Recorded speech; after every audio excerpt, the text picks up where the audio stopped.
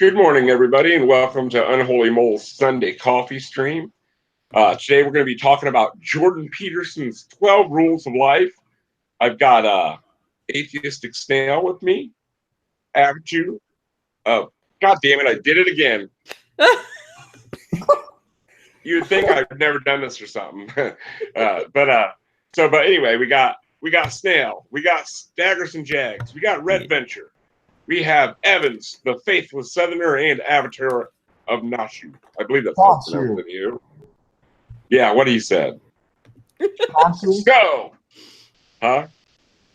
Never mind, Mole. Don't know words. I don't know nothing. I'm just a big dummy. All right, so you guys, should we maybe I'll put them on the screen so we can break it down. Yeah, do that. That'd be nice. Probably help, wouldn't it? Yeah. Okay. I have read it. I don't know. I looked it up just recently. I went over like a brief thing of it. It sounds pretty dumb.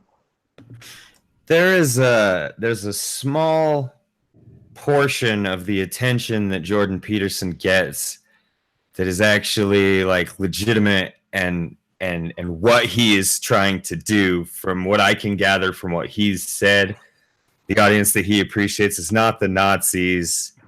He really it really is the dudes that are stuck in their mom's basements that need to clean their fucking room that he's talking to. At least that's my assessment of it. I've been trying to actually watch what he says and listen to what he says. You know, that's a pretty good idea. If you want to know what somebody is about. Right. Listen to them. Yeah. I just know him from his talks about free speech, and so I really agree with that. But I don't know anything. His stuff on. I've been following Peterson since way before he was famous. Yeah. I think I started following him about midway through his 2017 Maps of Meaning lectures. So that was right around the time that the C16 stuff started, but before he caught any real traction.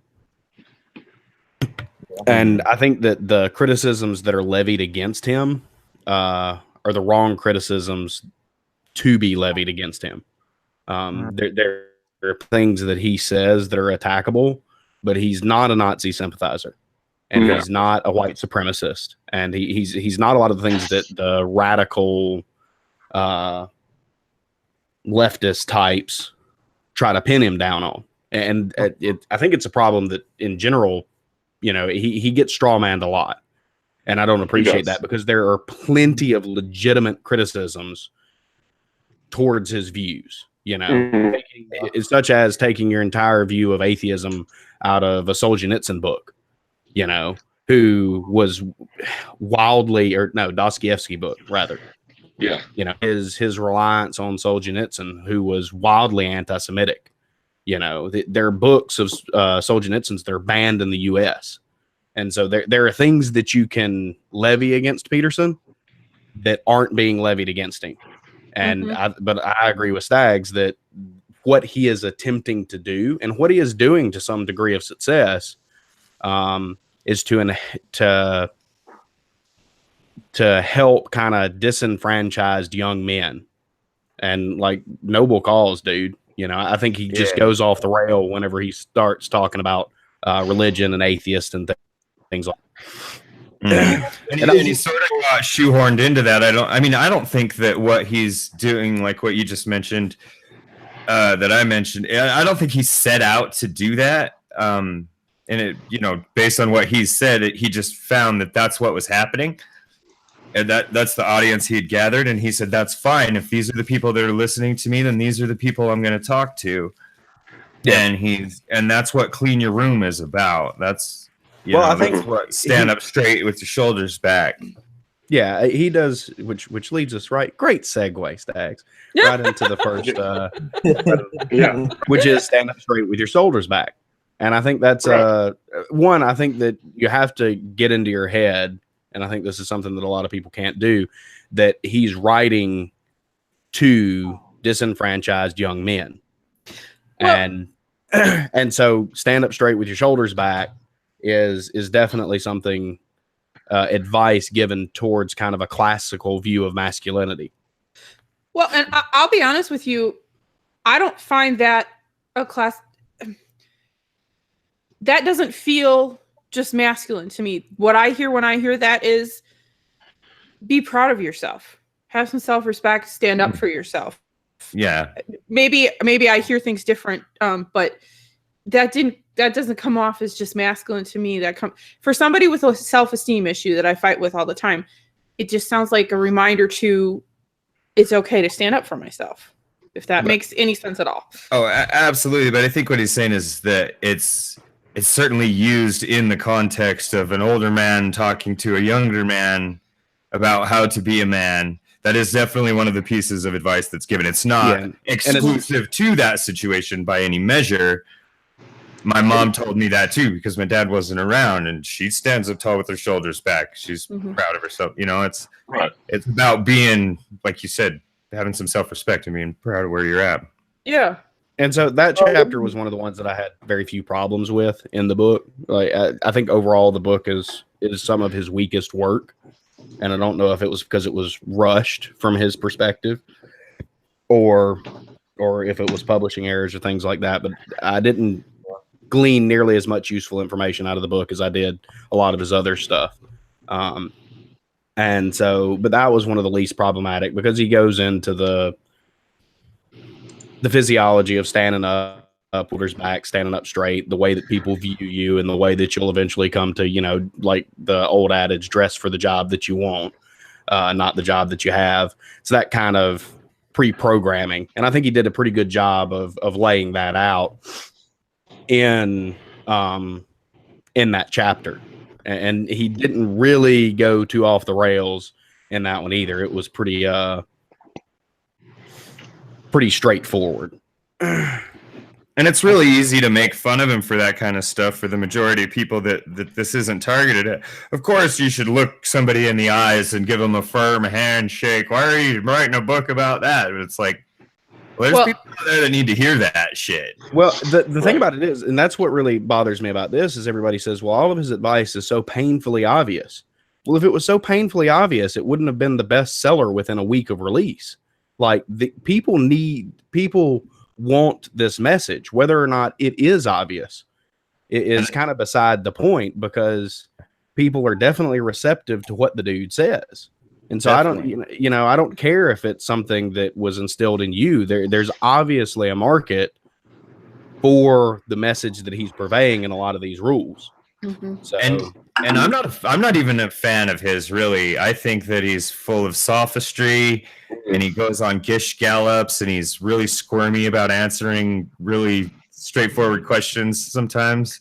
Yeah, he's pompous. Like, he'd rather give his half an hour long dissertation about avoiding the answer 12 times than give it 11 times and answer the question once. But he has some of the ways he puts things have gotten through to me. Like, oh, he just put that simple fact of life in such a nice, neat package that I can understand, that I finally understand something that my elders have been trying to teach me my whole entire life. And I just heard it from Jordan fucking Peterson. Right. So if there is something to be gained from listening to him, for sure. He's a smart dude. There are nuggets of truth within his long-winded diatribes. Do you think that the fame just kind of got to his head a little bit? Of course. Yeah, I don't think that he was adequately prepared for the way that he blew up. And I don't think anybody could be. No, and especially not because he's kind of especially if you watch some of his older videos and you watch some more of his personal talks, he's like a kind of dark, depressed kind of guy. Like, he's not who you would normally expect to rise to fame. I mean, he's eloquent and he's a great orator, but at the same time, he's not exactly like a public personality, not in a traditional sense. And like, because he talks very frankly, especially in some of his early interviews, on, I can't remember what, the Canadian News Network, about his struggles with depression and trying to get his medication right and the struggles that he had with his daughter's health and things like that. Like, he's a down to earth kind of guy.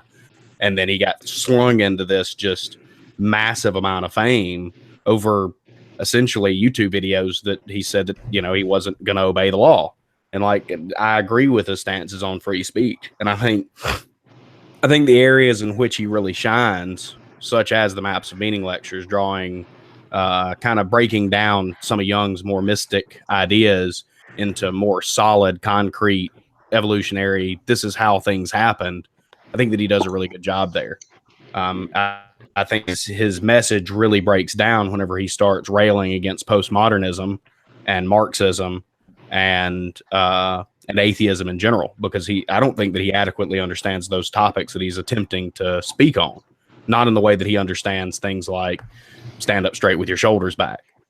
And so as such, he really, I mean, because he's the most postmodernist, non-postmodernist that has ever existed. Like, listen to the way that he talks. It's every time that he rails against postmodernism, and then he goes on a 2-hour rant about how you can't define God. Like, he's saying, is the irony lost on him?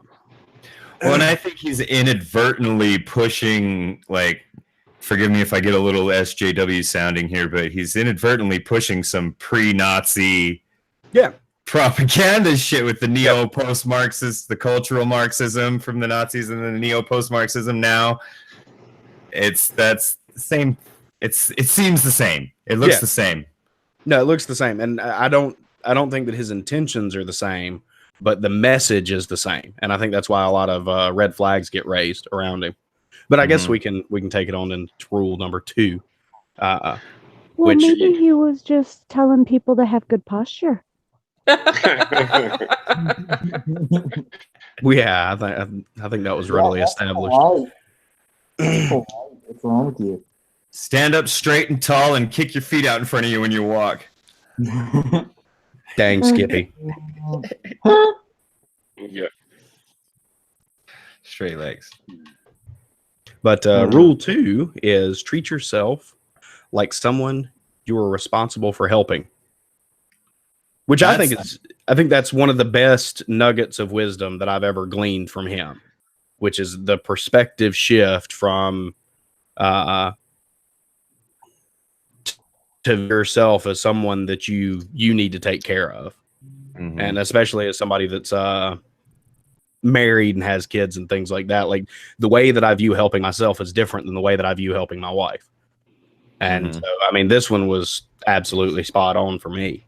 And that's one of the hardest parts I've found of any kind of like enlightenment journey or whatever. I used to read a lot of Buddhism books, and I'd read stuff by the Dalai Lama, and I'm all about like, yeah, I could go out and help everybody. I can just pour myself out all over, you know what I mean? That's easy.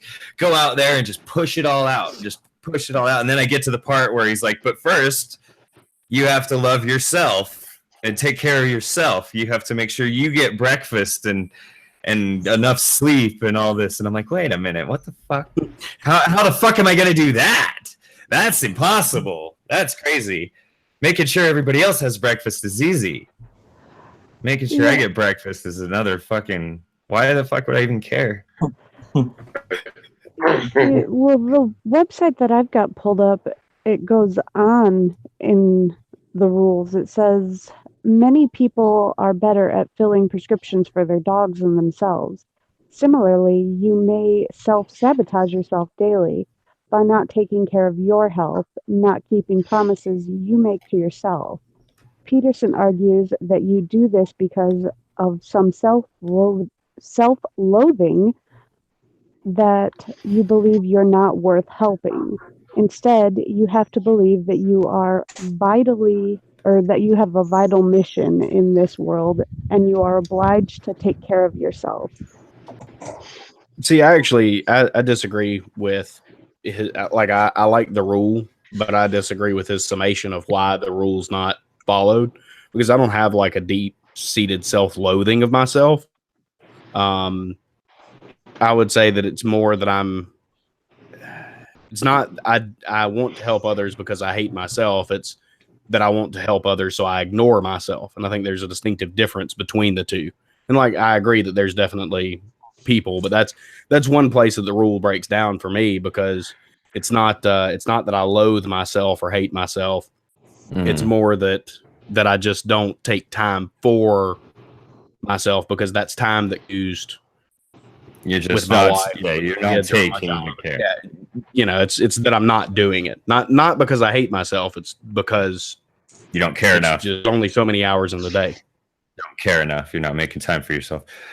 Yeah. And I'll crack that open a little further and go to the self-sabotage thing and disagree with the self-sabotage. Agree with the fact that there's self-sabotage happening, but disagree with the reasons for the same reason you just said. And that's that, sometimes people don't self-sabotage because they hate themselves. Sometimes people self-sabotage because they're either afraid of success or afraid of failure. And if you self-sabotage, you have an excuse. If you fail, you have an excuse. Well, I didn't really try. I would say people are just a little too complicated for that summary that he gave that was read there. There's way too many reasons why people do the things they do to boil it down like that. But self-care is important. And again, maybe we should be focusing more on the fact that this is supposed to be directed at a specific portion of the population.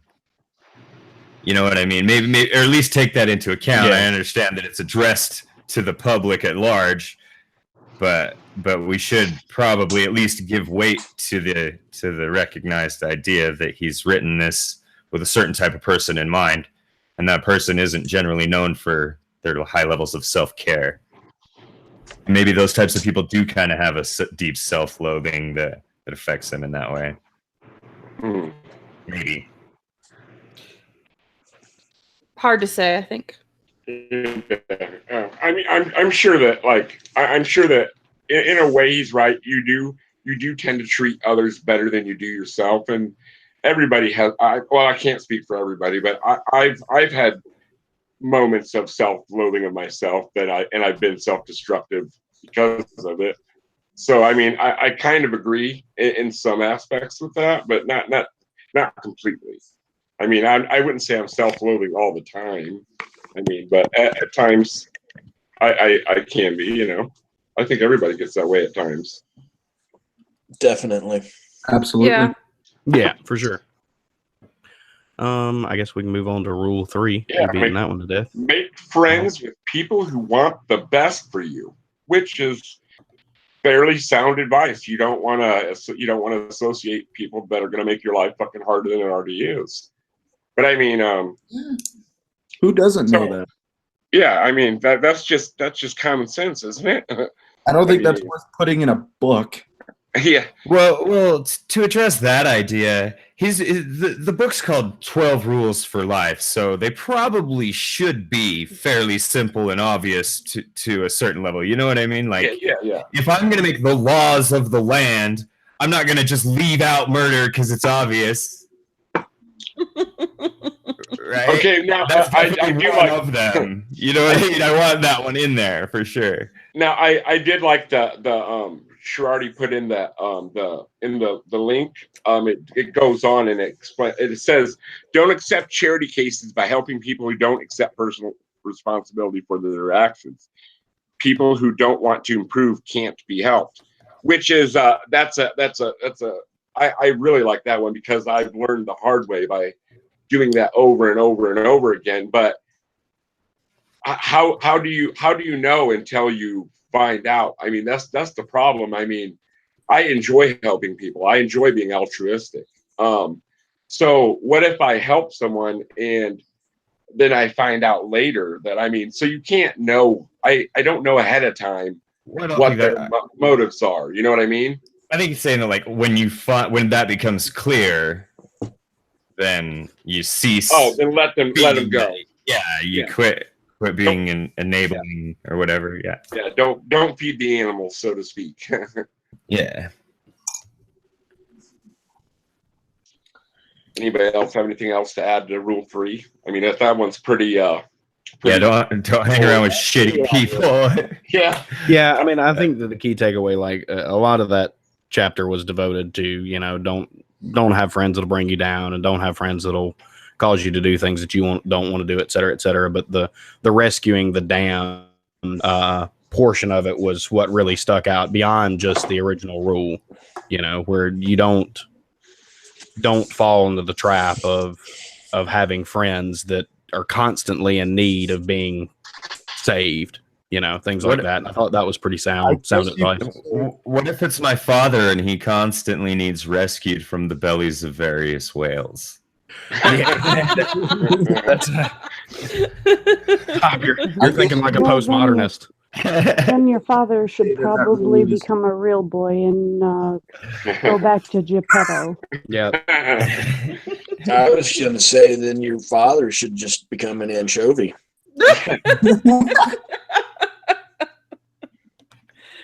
I shall not be rescuing my father from the belly of his whale.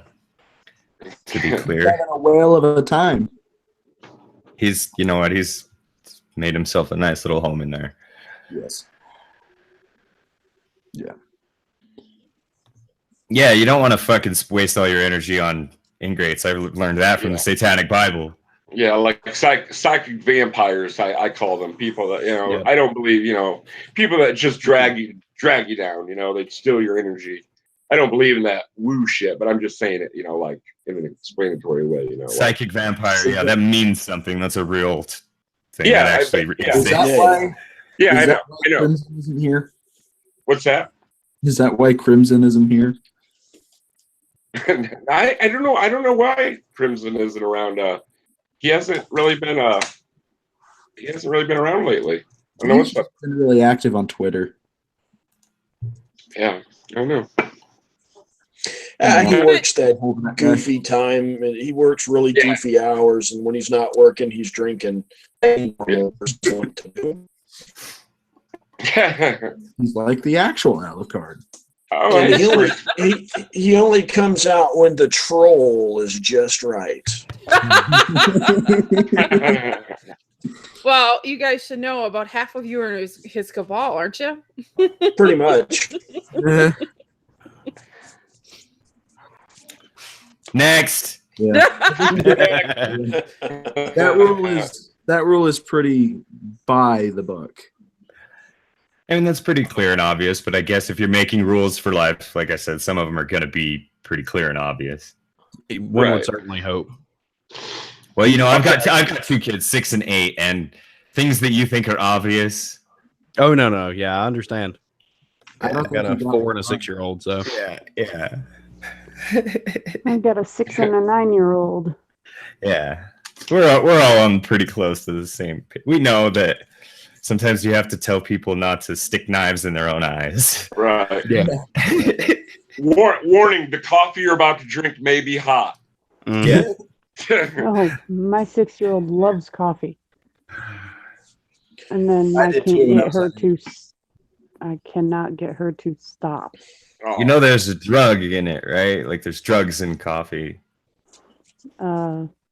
I can't get her to stop even when she doesn't drink coffee. She sticks. Yeah. No, I mean like I thought you were saying you can't get her to stop drinking.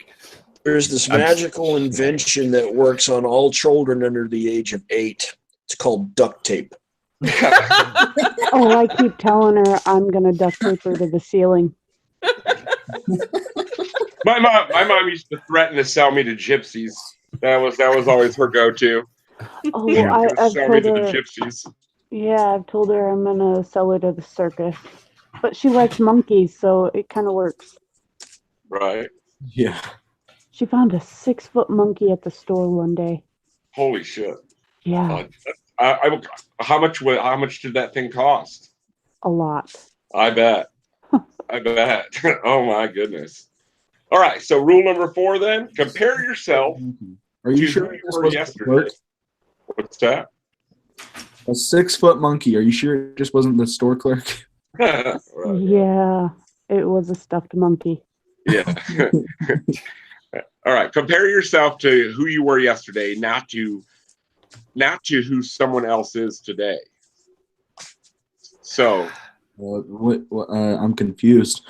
That's what it says. Compare yourself to who you were yesterday, not to someone else, not to who someone else is today. But So that's what a false dichotomy, I think. Those aren't the only options. I can compare myself to who I want to be tomorrow also. And I kind of have to do both those things. I have to compare myself to who I was yesterday and set a goal. You know what I mean? I'm comparing myself to an ideal self. And a lot of times looking at a role model is a really good way to do that. If I want to be really good at fighting, I can watch how Conor McGregor moves and learn from that. You know what I mean? Yeah, I get where you're coming from. I mean, I understand. I think I understand what he's trying to say. Like, you know, compare yourself to who you were yesterday. Like, see how you've grown. Don't compare yourself to other people, and don't judge your growth by other people's growth. Right. I think that's what he's trying to say.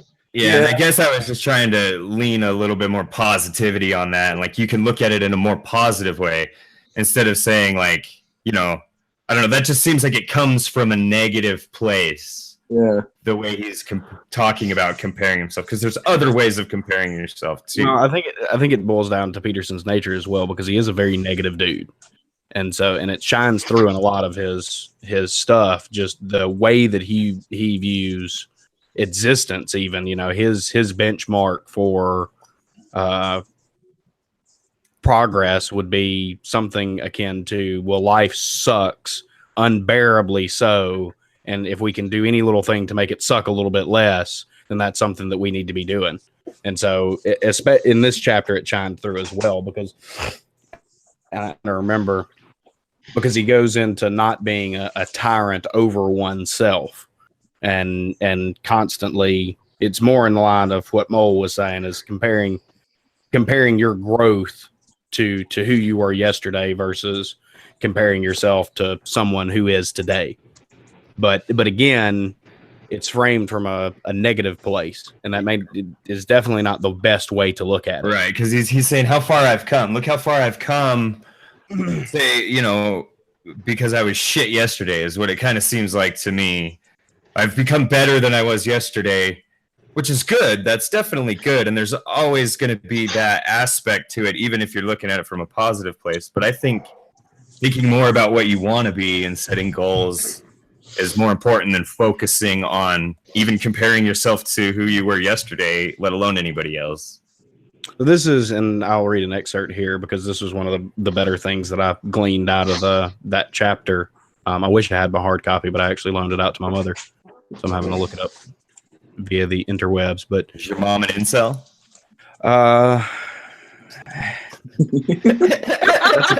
That's a complicated question to answer. I didn't say no. Yeah.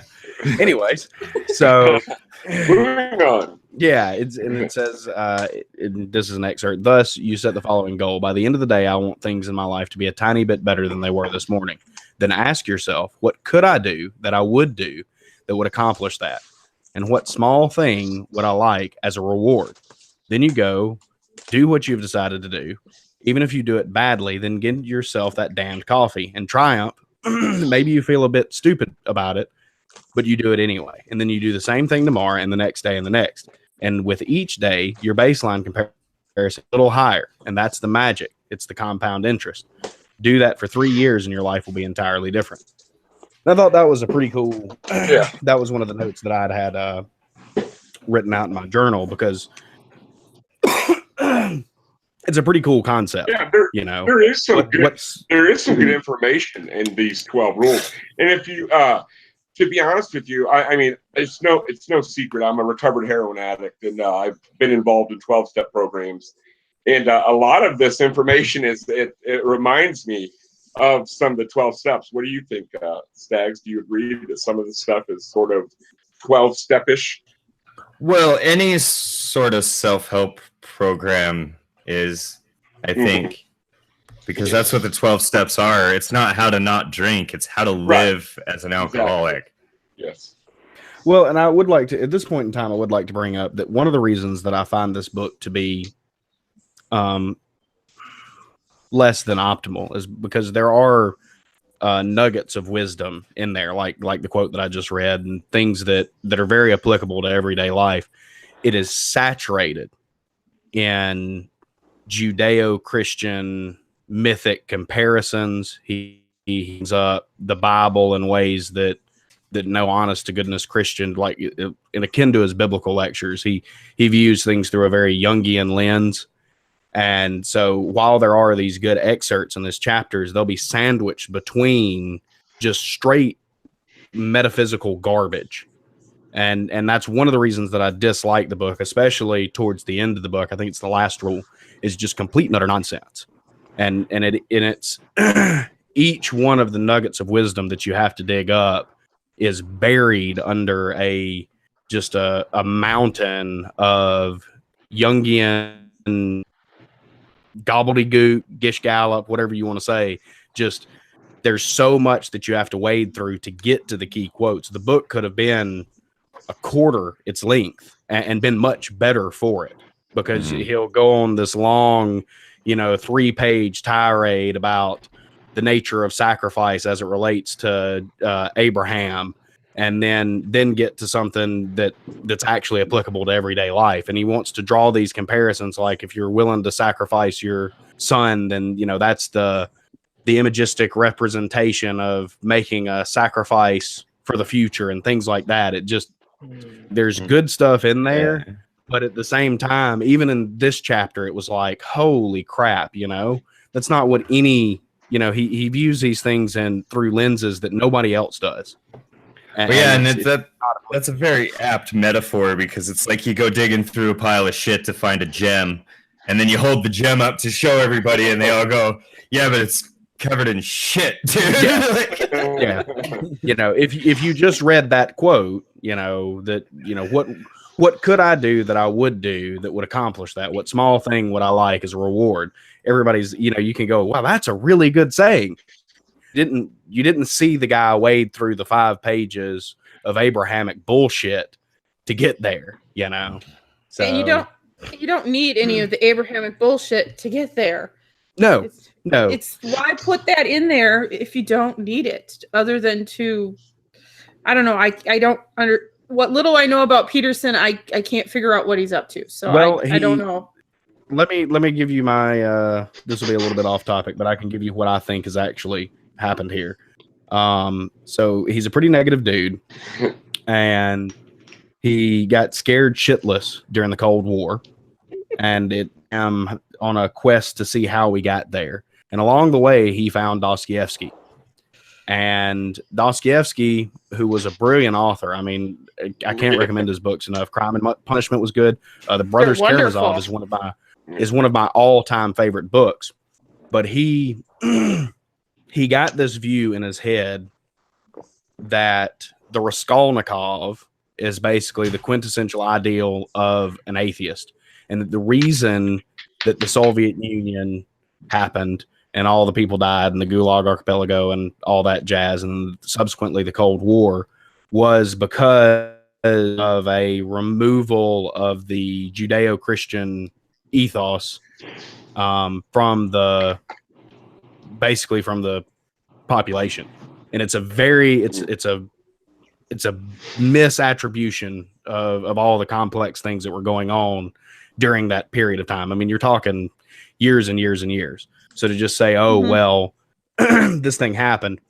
But as such, I think that he is scared to death that if we lose, and he self-admittedly so, you can watch his talks with Sam Harris, and this is basically what it boils down to, is he's scared to death that if we lose the Judeo-Christian background that the West has, and I think even that's kind of a misattribution, but if we lose that, then it'll all come crumbling down. And I think that his position is one of fear. And so, but he's rational enough to realize kind of where the atheists are coming from. And so he's trying to rectify the fantastical mythological natures to something more practical and pragmatist, using sort of Jungian archetypes. And that's a very, very superficial summation of what I think is going on there. That's why he sticks these things in there. Is I don't delude myself into thinking that he's not smart enough to know that they're not supposed to be in there. But he thinks if he can hook good advice with Judeo-Christian narrative, that he can somehow salvage the West. And this is where I really see a parallel with the 12-step program, like really hard. Because if you read the chapter to the agnostic, they won't even say the word atheist in the AA book. They say chapter to the agnostic, but they're talking to atheists and agnostics. But they don't want to say atheist. They just want to say agnostic because they want to bring you that close. Mm-hmm. And then they want to bring you the rest of the way. And I can sum up the whole entire chapter as, well, just go ahead and believe in God anyway. Yeah. Essentially, that's what they're fake. Just pretend if you have to. No bullshit. I'm not gonna. I'd be being dishonest to myself then. You know. Well, I mean, it really is like you could have a higher power that isn't God. Like it could be anything. Like a lot of times they'll say the doorknob or the ocean. Yeah. But then by the end of the chapter, they're like, "But that's God, though, and that's the Christian God, and you believe in Jesus now, and you can be saved." Yeah, I've fought with many members of the program over that. Like they're always I always tell them that AA is supposed to be all inclusive, but still they say you can pick whatever higher power you want, but they always try to bring it back to our Heavenly Father or our God or our Jesus. It's always got the Christian slant, and I'm like, and I tell them, I'm like, you know, you're gonna scare off. Like, what if an atheist or a Muslim or a Buddhist were to walk in? You're going to fucking pretty much ruin their chance of maybe getting sober just because you want to force feed them your fucking higher power. To give you an idea of how good they are at that, the last meeting I went to, the topic of the whole entire meeting was how to not push away the atheist and the agnostic. That was the last meeting I went to. I like Matt's comment in the live chat. He says we should tell them their higher power is Satan. I've told him that before. I told him once it was Dionysus too, because he's the god of wine and excess. I thought that's good. I've did the Satan thing before. I had to go to a rehabilitation thing for something here in Germany, and almost all of their rehabilitation methods within mental health is based upon the American AA 12-step system. And it took me about 15 seconds to realize this after I got through the front door. And then we got to talking, and they did the whole spiel where they ask you those questions to find out more. And it's like, so do you have a higher power? And I said, yes. And they were like, oh, okay, great, you know, and I delved a little bit more into it. And I'm like, it's Lucifer. And it's like the whites of this eyes on this little, I guess he was in, but his little eyes, the pupils were just gone. It was like, what the fuck am I sitting with? And so I've used Satan before as my higher power. And it was like, the next day I had a different counselor.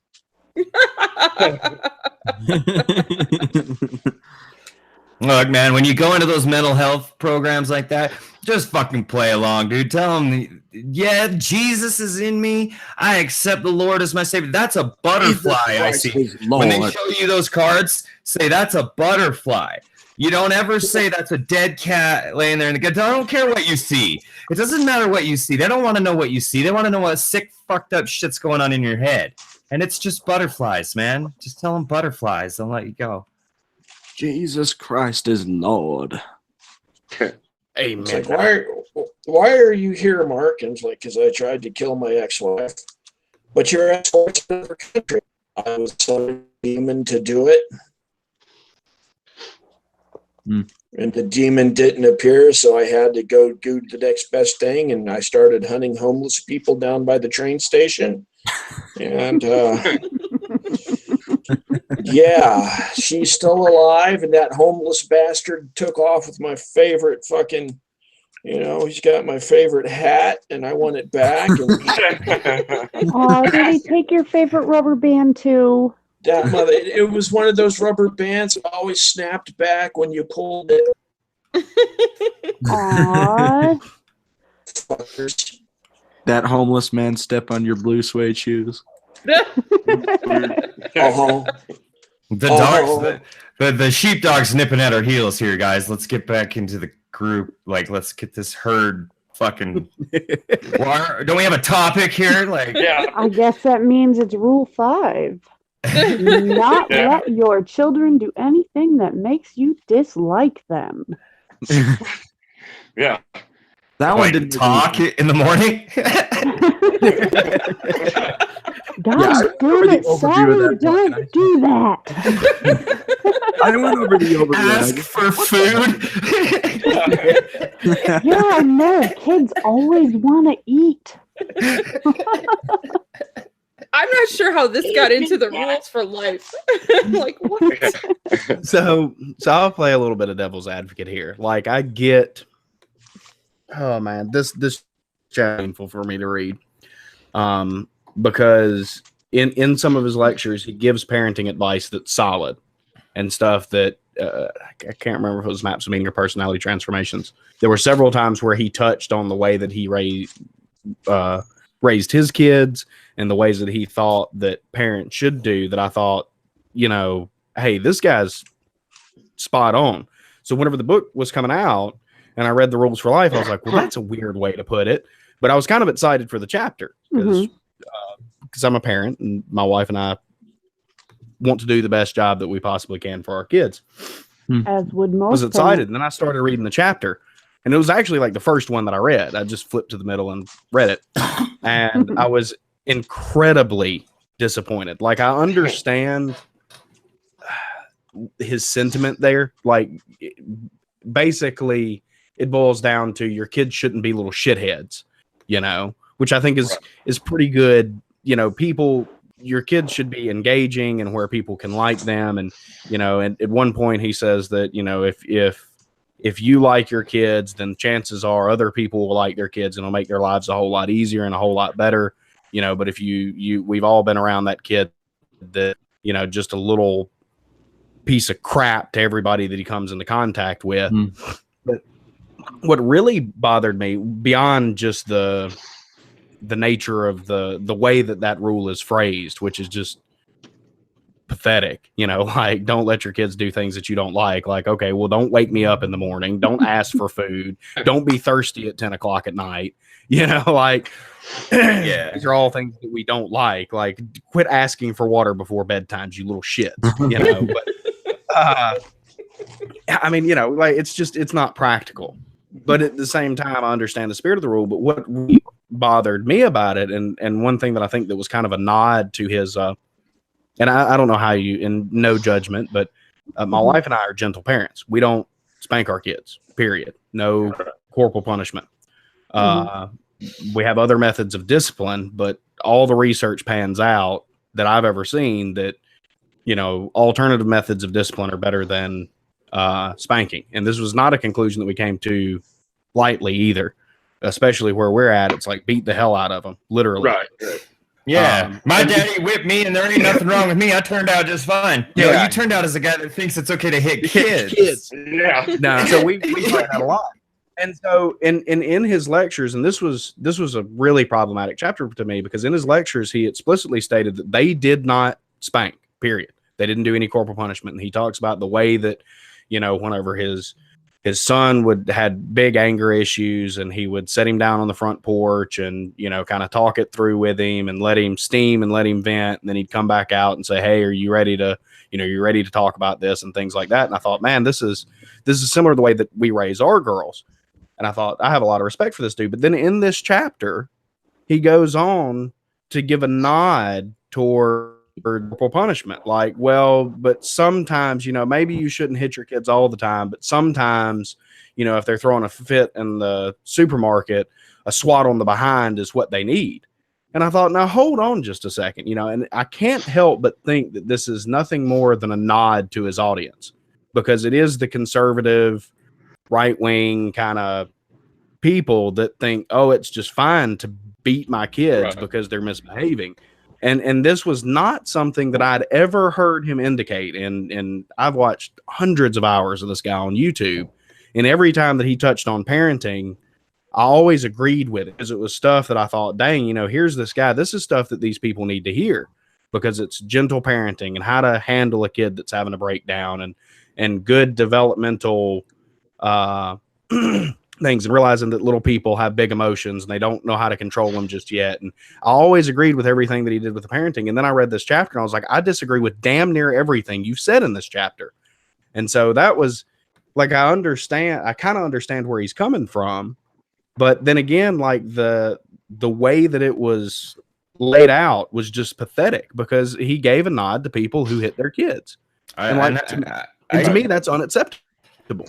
Yeah. And I used to be about spanking my kids, but I changed a lot and just the past few years became an atheist. A lot of my political positions have changed along with that because my whole entire life was informed by magical thinking. And it's not now. And I just honestly can't think of any time it's okay to hit your kid except for on the day he comes for you. Yeah. You know what I mean? When your kid finally stands up and tries to kick your ass, then you go, no, 10 more years, buddy. And that day will happen. That day will happen. And so, yeah, I mean, it was, and we were in a similar boat because with our first one, we did spanking early on. And then it was one of those things that my wife in particular just felt horrible about it. And she's very empathetic though. And she was just like, there's got to be a better way. And so that's whenever we started really digging into the literature and the research and things like that and figuring out alternative methods of discipline. And like our kids are well behaved. I mean, they're 4 and 6, so you can only expect so damn much, but they're generally happy. They're generally well behaved, good, nice kids that they can't even imagine. Like, they see friends getting beat by their parents and like the 6-year-old comes home just mortified. Like they hit him with a belt, what in the world is going on with this, And that to me is crazy that like people think it's okay to use a weapon. Yeah. As a non-parent, how do you explain that to your daughters that these parents are hitting their kids? I don't think there's a good way to, it's like, and we set them down and we say, well, how we do discipline, between timeouts and revokes and things like that. I won't get too much into it, but they'll figure it out just like they figure out the sun goes up and down at night. And then you just have to say, well, that's the way that instead of having, their switch taken away whenever they've been misbehaved, those parents opt to hit their kids. And, my daughter's like, that's fucked up. So, I used to spank my kids and then I figured out real fast with my husband's help that it didn't work. And now it's more of a fine, you don't want to listen. Now you're going to do sit-ups and push-ups and burn off your energy. See, I try to use as little punishment as possible, and I try to just. Well, I also teach my daughters how to box because they are girls, and I want them to know how to defend themselves. Yeah. Right. My kids are in Taekwondo, and I teach them how to box at home because Taekwondo doesn't teach you how to box at all. You'll get the fuck kicked out of you by a boxer. Well, my dad taught me how to box when I was younger, so I teach my children how to box. I mean, they are only 6 and 9, but they can start learning. People can take that the wrong way. I teach my kids to box. It's like saying I punch them in the face so they learn. They learn how to fight back. Like if you can dodge your wrench, you can dodge your ball. I'll smack them with the mitts with the. That's just. I just thought that like I teach my kids to box, but like some people would think. You punch your kids in the face. If you're doing drills and they don't duck when you swing at them. They're going to get hit. Boom. They're going to get hit. Yeah. Boom, boom. Too slow. If you don't hit them when they don't duck, you're not teaching them anything. Right. Exactly. No, but I found that spanking really spanking sometimes makes it worse rather than better. Like they'll just, they don't, I mean, like my son, we tried spanking when he was younger, and it didn't fucking make a difference. He didn't care at all. They'll steer into it. They're like, Yeah. fuck it then. So you're making them badass. You're teaching them how to fucking chew sand and shit. So instead I started taking away like things that, like you can't watch you can't watch Netflix or YouTube, or you can't play your Xbox. That shit really hurts them. They want something to do. That really hurts. Oh, my 6-year-old doesn't care. Oh, really? Yeah. Oh, yeah. Every kid's different. I suppose you got to find what's best for your child. I imagine. I mean, everybody's personality is different. Well, and it's sort of the same. Like, to put it in simpler terms, with a dog, it's very similar. Like, you could beat a dog into doing what you want it to do, or you could take the extra time and put the extra work into it, and give them 90% positive reinforcement and 10% negative reinforcement, and get a really, really good dog out of it. Yes, make them want to please you. Reward them. I don't want my child to fear me. I want them to respect me and love me. I don't want to. People confuse respect and fear a lot. I think like there's a big difference between the two, and I don't think some people understand that. They think, that my kid will respect me. No, your kid's fucking afraid of you, is what he is. Yeah, he doesn't respect you at all. At the end of the day, if that's the only thing that stops my kid from doing something stupid, my dad's gonna fucking be pissed. Then that's, you know what I mean? Like, well, there's a healthy amount of fear. Yeah, there is going to be a level of fear always when it comes to children, because they don't want to get in trouble. No one wants to be confronted about anything. Yeah, it's nature. So I mean, one of the bullet points on Rule 5 is set the rules, but not too many. Use the minimum necessary force to enforce the rules. So that's pretty much saying that it's okay to use force. I mean, what does that say? He's saying use the minimum amount necessary. Yeah, and my contention there is that the minimum amount necessary would never include physically harming your children. Right. And so, but he goes on to say that if the minimum amount necessary is a swat on the behind, then that's what you need to do. Right. And I just detest that line of logic. And it seems so counter to the way that he described in many of his lectures, the way that he raised his kids and the ways that he thought people should raise their kids, that I can't help but think that's nothing more than a nod to his audience. Whenever I read that, I thought this is really out of character for him, because there was never a point in any of his lecture series that I saw that indicated he was anything more than a gentle parent. So he was. So you're saying he added that in there as to not alienate his audience or his demographic? I think that's exactly, because can you imagine the amount of that the conservative right-wing Christians would do if he came out in a strong condemnation of spanking? Mm-hmm. Well, and I think maybe that's what he's doing. Like, he's shooting for the middle here. If somebody who's beating the fuck out of their kids for opening a new gallon of milk when there was already one open, then that guy reads that, and if maybe I should hit my kids less. Yeah, you know what I mean. And I actually knew a kid that happened to. That I didn't just pull that out of my ass. That kid hung himself because his dad was so awful. Yeah, so it just it seems like, especially, I mean, I understand what he's going for, but at the same time, that's such a nod to egregious behavior. I was disappointed whenever I read that chapter. Yeah, and that's not something you should really acquiesce or compromise on. You know what I mean? It reminds me of those memes that come out from the far left that are like, the Nazis are saying let's kill a bunch of people, and the other people are saying let's don't, and the centrists are saying let's compromise. Let's kill some people and not others. Yeah. It's like, no, that's not a situation you compromise in. You just don't need to strike your Let's children. heal some people and not others. Yeah. It's like, no, that's not a situation you compromise in. You just don't need to strike your Let's children. heal some people and You're not covered. others. You need to. Why are we getting No, a that's not a situation echo you or compromise in. No. Yeah, we're getting an echo from you, memes. Oh, sorry. No, hey, I have never been on a stream before in my life. And I was on No, you lie like the devil. The only reason you're here is because it's Jordan Peterson.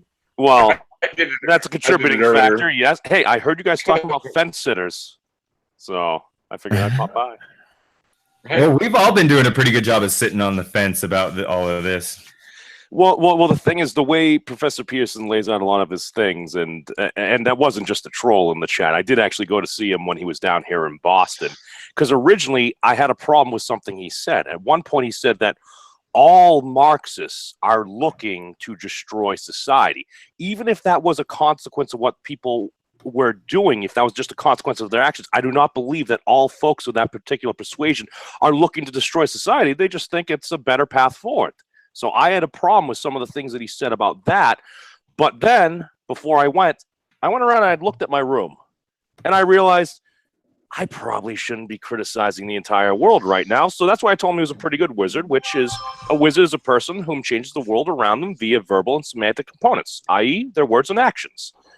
Oh, I heard something about fence sitters, and I was curious about coming in.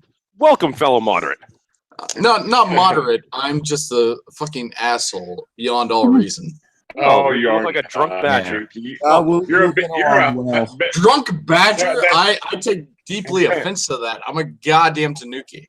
My apologies. Oh, it is tanuki. I have a 10,000-ton fist. I will strike down on you for misinterpreting me. Wait a second. All Don't right. you have like 3 balls or something?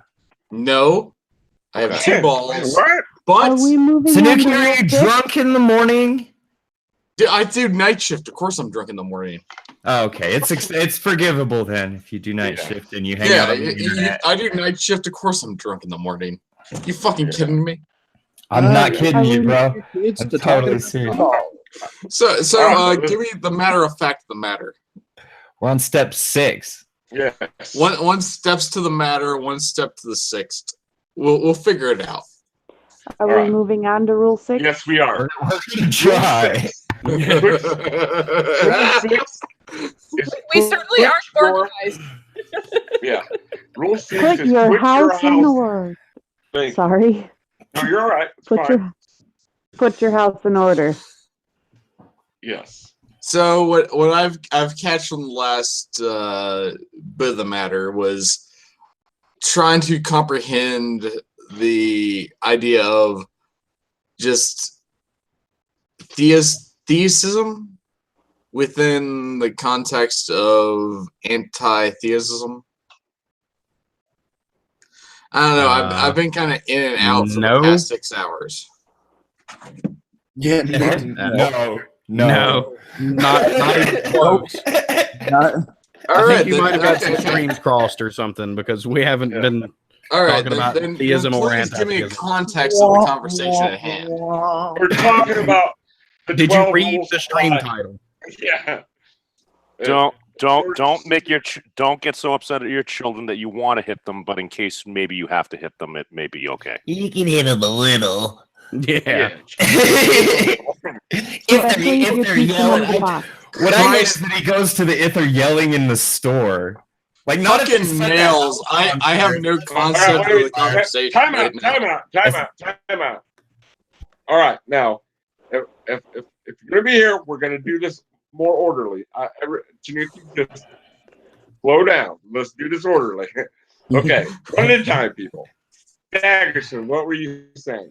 I just thought it was funny how he goes to the example of a kid throwing a fit in the store when he's acquiescing on punching them. Like, it's on, it's Hold on, concept of a kid throwing a fit at a trampoline themed fucking amusement park. nobody knows what the fuck you're talking about. Yeah. No, a trampoline store.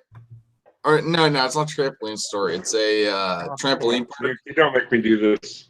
Who let this guy in? I did because usually I don't know what's going on with him today, buddy. Come on, no. let's keep this orderly. I'm trying to have conversation here. No, listen. On night shift, he's drunk. He's No, too no, drunk, no. man. He won't even remember. Just kick him out. Calm down. I don't Okay. like doing that. I Mole. don't like to do that. Calm down, Mole. I need like context of the conversation at hand. Well, then shut up and listen to us instead of talking. Yeah, I'm waiting for that. It's just too many people are inputting their information. No, that yeah. We're talking about Jordan Peterson's 12 rules for life. Oh, Jesus fucking Christ. And we were on number 5. Yes. And then we moved to rule 6, which is put your house in order. And that is exactly what I'm trying to do. Okay, so put your house in order. Now the bullet points. I like the bullet points on here because that's kind of it's kind of vague, isn't it? Put your house in order. I mean, that can mean a lot of things. So the first bullet point would be: it's easy to blame the outside world, a group of people, or a specific person for your misfortunes. But before you do this, question: have you taken full advantage of every opportunity available to you? Or are you just sitting on your ass pointing fingers? Which is fairly good advice. I mean, this one harkens back to the 12 steps once again. That's you know what I mean? Yeah, take care of your side of the road. Yeah. But you can't on other people. Right. Yeah. Take accountability for your own actions instead of pointing fingers at other people. Judge not, lest ye be judged yourself. Rules for thee and not for me. So wait, no. What? He said rules for thee, but not for me. I don't know. Yeah, that's the he's saying don't do that. Like it's a very common concept of hip criticism. Makes sense. Makes sense. It's Jordan Peterson's odd because he has some great points. It's just sometimes he goes across the line and it's just odd. It's just very odd sometimes some of the things he says. I've been questioning whether he even believes in some of the stuff he says. Probably not. No, I'm in full like positioning to understand where he believes everything he says. But no, he doesn't. No. I believe he believes everything he says, but that's God damn it. Yes. That doesn't necessarily mean that everything he says is correct. Right. But basically, he's selling a product by and large. He has a base audience that he has to reach in order to feed himself. He's not going to get too outrageous with what he's already built up and set up as the platform, his product. He's not going to damage that or do something to screw that up. But does he believe all the shit that he peddles? I doubt that very seriously because it won't pay the bills. No, I completely agree, but I think that he's within the range where he believes in that product enough that he has just this little bit of a mental relapse where he thinks that what he's saying is the absolute truth. I don't think so. I don't buy that. I think he's. Well, perhaps he does believe it's the truth. I mean, after all, isn't that one of the rules on here? It is. He knows he's peddling bullshit. His definition of truth is a little bit wiggly. I mean, Stags, let's listen to Ken Ham. He has the absolute truth of understanding that like creationism is like this perfect thing. At least we can know what Ken Ham thinks truth means well enough to tell him that he's wrong. Yeah, I still think that that's the same concept as Jordan Peterson, where he has that same concept. It's just on opposite end of extremes. I think he has a message he wants to put out there, and when people come in with questions that aren't necessarily part of his message, like do you believe in God, he doesn't want to answer those questions because they're not part of his message, and he's afraid of alienating half of his audience. He definitely ducks every like hard question. Absolutely. I think he acquiesces to events in a way that is somewhat, I'd say. Wait, quick question. I got a quick question. What do you use as a mic buffer? Like, what do you have for your mic? Because that's obviously a God, I can't. God, I know the name of it. I just can't bring it up to my mind right now. It's Blue Yeti, and he's just Blue Yeti. It's what do you use for a Blue Yeti? God, what's the name of it? A pop filter. This little foam thing. Yes. It's I got it for $2 off of Amazon. Yeah, I know you got it for $2 off Amazon. I'm using a sock right now. Well, then I would suggest buying an actual pop filter. Yes, I know an actual pop filter. I'm asking what you're using right now. This little fucking foam thing that I got for $2 off of Amazon. Yes, but I'm asking you what the pop filter is within Oh its. God, I can't do this. I'm using this. We're talking about, please. Are you not looking at the screen, Tanuki? I'm looking at the screen, but I'm asking what the name of the pop filter is. It's a pop filter. It's a Blue Yeti pop filter. Google so it's just called a His Blue Yeti name pop is filter. Bob. Okay, his name is That's Bob. all- that's all it's called is a Blue Yeti pop filter.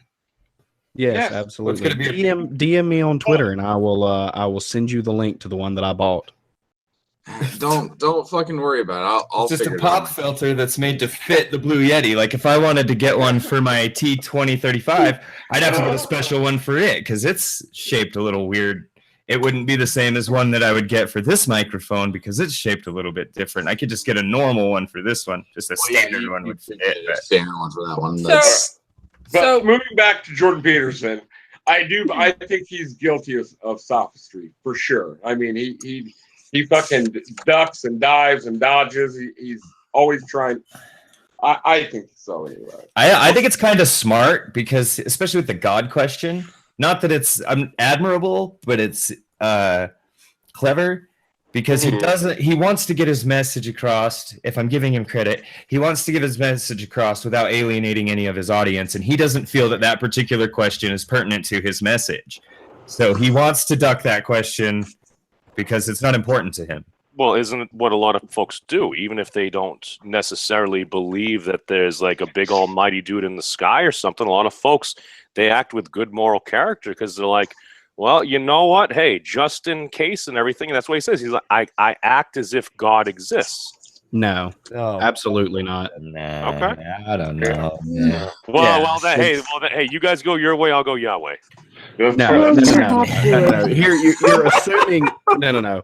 What you're doing here is you're making a false assumption that if you act with good moral character, then you are imitating the God figure, and it shows a complete lack of respect for the moral conversation that's been going on for 3,000 years. Well, didn't a wise man once say, "Walk like me"? Dude. He's half Jewish. He's half Jewish. Come on. And Mole, I Yes, sir. have some running around to do today, so I'm gonna get out of here. All right, you have a wonderful Nice day. meeting you all. Bye, Nice to Internet meet Mom. Fun. Pleased to meet you. Be safe. See ya. Should we move on to Rule 7? Yeah, I would I like don't that. even know what the hell we're talking about. Did we even talk about Rule 6 at all? No, No, really. not really. Okay. Rule 6 is essentially just keep your house organized. That's not really a rule. That's really It's basically get your shit straight and your duckies in a row before you try to tell someone else about their duckies. Yes, exactly. That's exactly what it's. Which I mean, I think there's some problems with that, just because Well, I think that you can take that you can that rule in multiple. Hey, Red was trying to say something to Nuki. Yeah, I was gonna say that's part of the rule as itself. Nothing's ever going to be in perfect order. Doesn't mean you can't be focused on and working on it, but exactly. This rule is if it's not in perfect order, you can't say anything about anybody else. It's like but I think that would be more of a concept of keep your home life in a certain order where your mind is in a decent context, you know, where like your house is decent, your lawn is clean, your front lawn's clean, No, everything. No, that's nothing to do with that at all. What I do like about it, what I do like about it is he says, I've heard him say in some context or another, that it's about this is in front of you. You can do this right now. You can clean up what's in front of you right now, and that's what you should handle right now. It's not even going to take very long. Clean your room, do your dishes, do your laundry. Yeah, do what's right in front of you before you go out and try to change the world. Well, that's what I'm seeing that as. That's what I'm seeing that as. Trust me, I'm probably not even the biggest supporter of Jordan Peterson at all, but I can see that as like a good way to keep your life in order.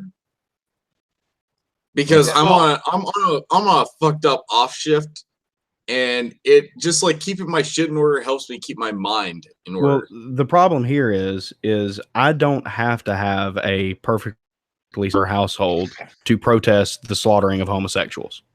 That's such a to assume that I can't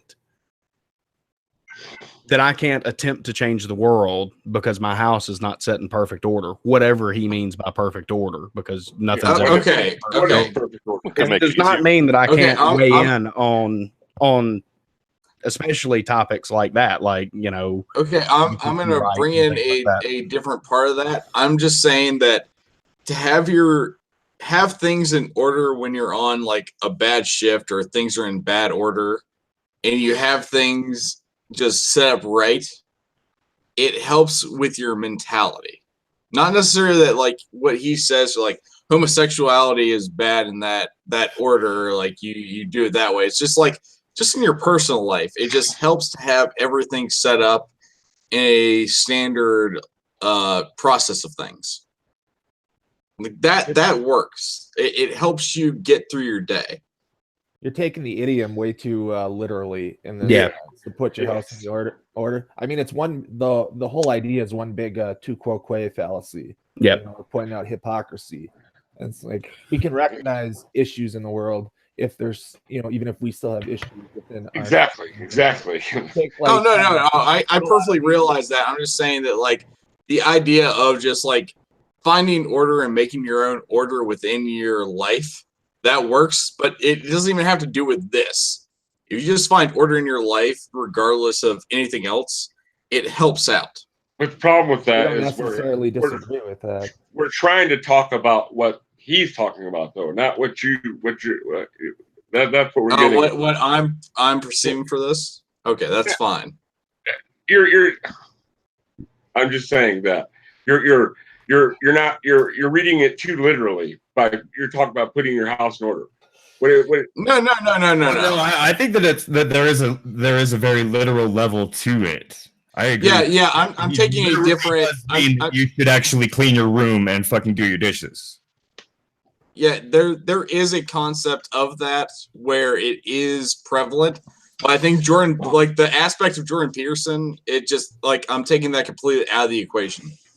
I'm saying that like you can apply it in many different ways. You can apply it in many different ways and levels and different takes and everything. But the general gist of it is get your duckies straight before you kick somebody else's duckies. Exactly. And that's not necessarily a Jordan Peterson stance. It's just a standard thing. It's like if you can just like focus and like take like step back and you focus on things and you make a plan and you get all your shit in a row. Like that's not even a Jordan Peterson thing, because I think like you can step back from that altogether. If you can figure out your game plan, then you can in essence figure out what you need to do to get your life in straight. Well, that sounds more like a military thing too. Yeah, it's just you make sure you have a plan. And that doesn't really have much to do with the step, I think, because I think the step is suggesting that before you start trying to enact your plans, you need to make sure your house is in order. You need to make sure that what you're responsible for is taken care of. Oh yeah, you've won the battles that are to be fought right now before you go out and start your own new battles. And I think you need a foundation. Hold on, dude. Yeah. And I think that's where the usefulness of that step ends right there. And then it goes on to me agreeing with what Red was saying about the tu quo que fallacy. You don't need to put your shit in perfect fucking harmony before you're gonna be a monk if you're trying to do that. That's what monks do. No. That's what I was going to say. They spend the rest of their life in caves, meditating, trying to put themselves in perfect harmony. No, and then they never do anything in the world. That's why I'm conveying is that you don't need to have a perfect order of things, but you need to have some game plan. And that is a good thing to say to people, is that you need to have a game plan. You need to figure it out. You have to kind of make steps to figure everything to go forth with. That's not really what the step's about, I don't think. Yeah. We're having different conversations here, bud. What we're getting at, what I'm trying to say, Snooki, is you're taking it out of context, and we're trying to discuss what he means. That's why we're discussing his 12 rules. What Jordan Peterson means is just fucking bullshit, because he just goes on a self-flatulent jerk off session. Yeah. Hey guys, could I have a second? You sure can, Christopher. I don't know if you guys read the Twitters or whatever the news feeds are. George Henry Washer Bush died today. Oh yeah, he died yesterday. Okay, yesterday. I'm off a day. George Bush died, huh? Probably the day before yesterday for you. He died of old age. 94 years of old age. That's a good way to die. Yeah. He was my commander in chief when I was in the Gulf War. Oh shit. And I found out another friend of mine lost his life. Huh? Squish, you still there? Hear that? Hold on. Okay, so another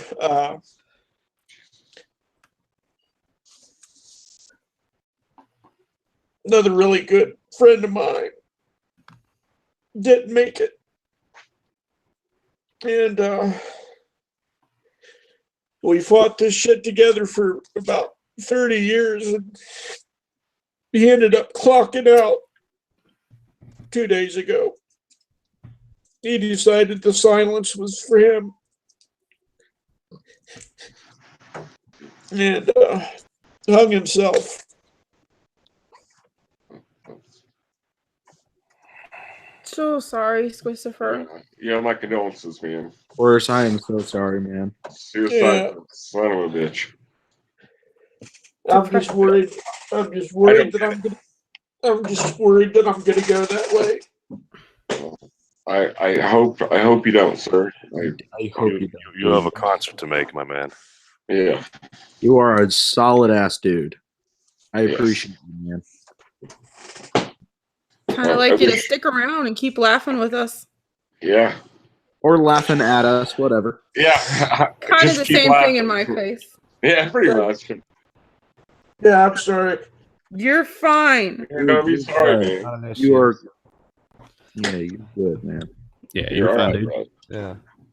I normally like to troll, but I don't think there's too much troll in me today. It's all right to have non-trolling days, I think. It is indeed. Yep.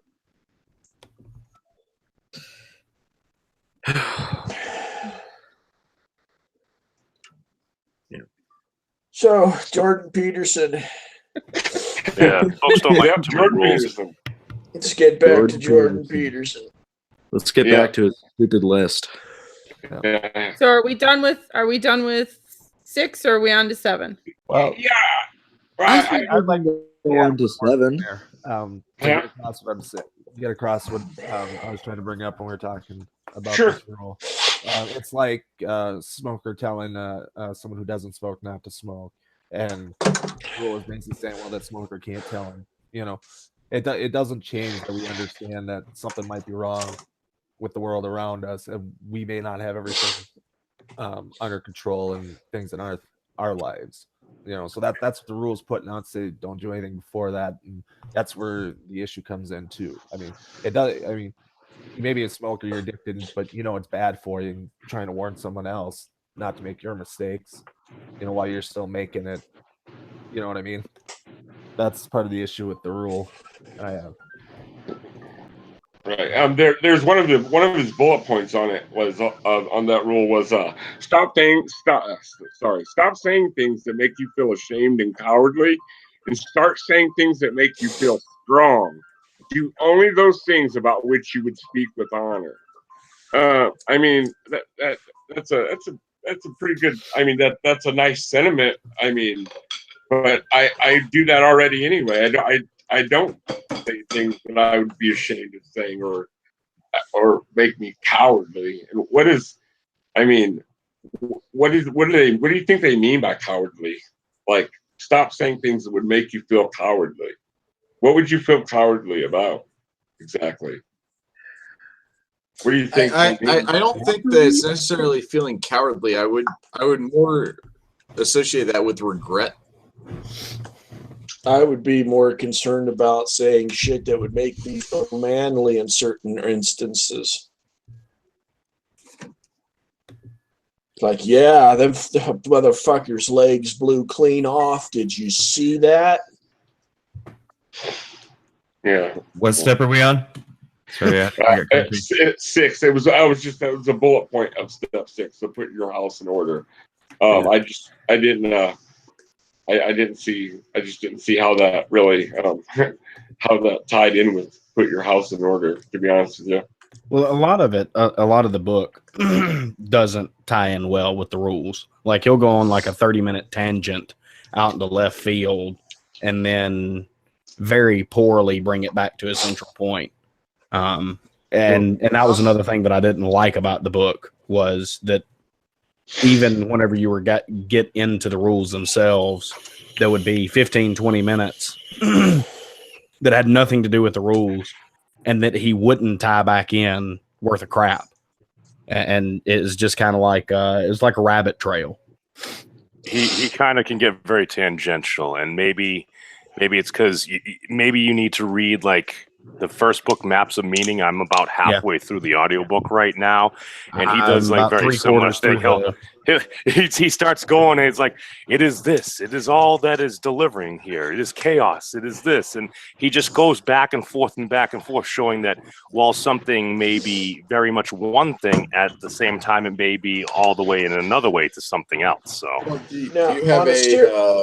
you have a book that's more beneficial than the 12 Rules from Jordan Peterson, then? What do you mean? No, I'm just saying, it's basically a self-help book. Do you have a better book that would beneficiate other people than that?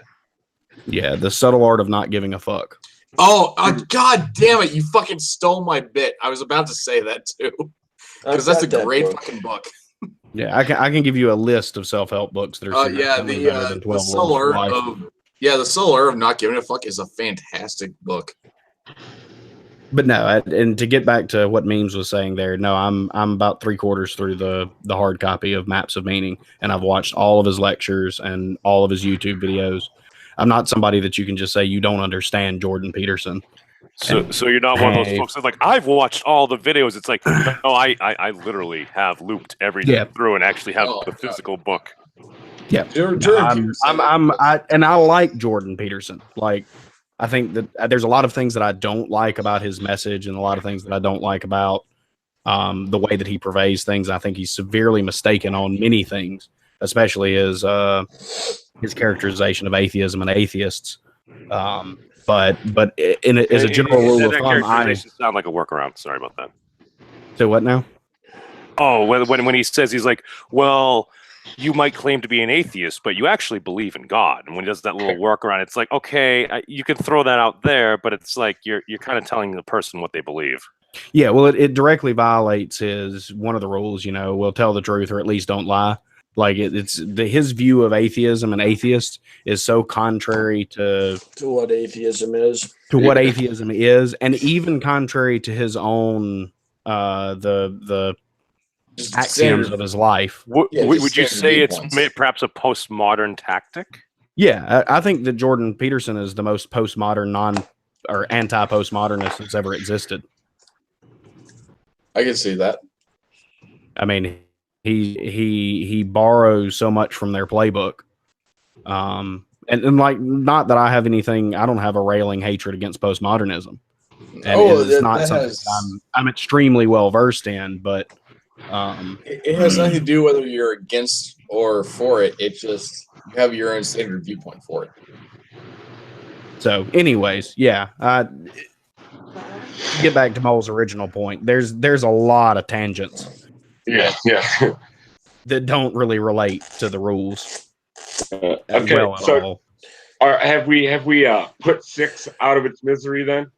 Yeah. Absolutely. I hope so. Okay. So 7. now we're at the We're pursue. at the time where I say 7. Pursue what is meaningful, not what is expedient.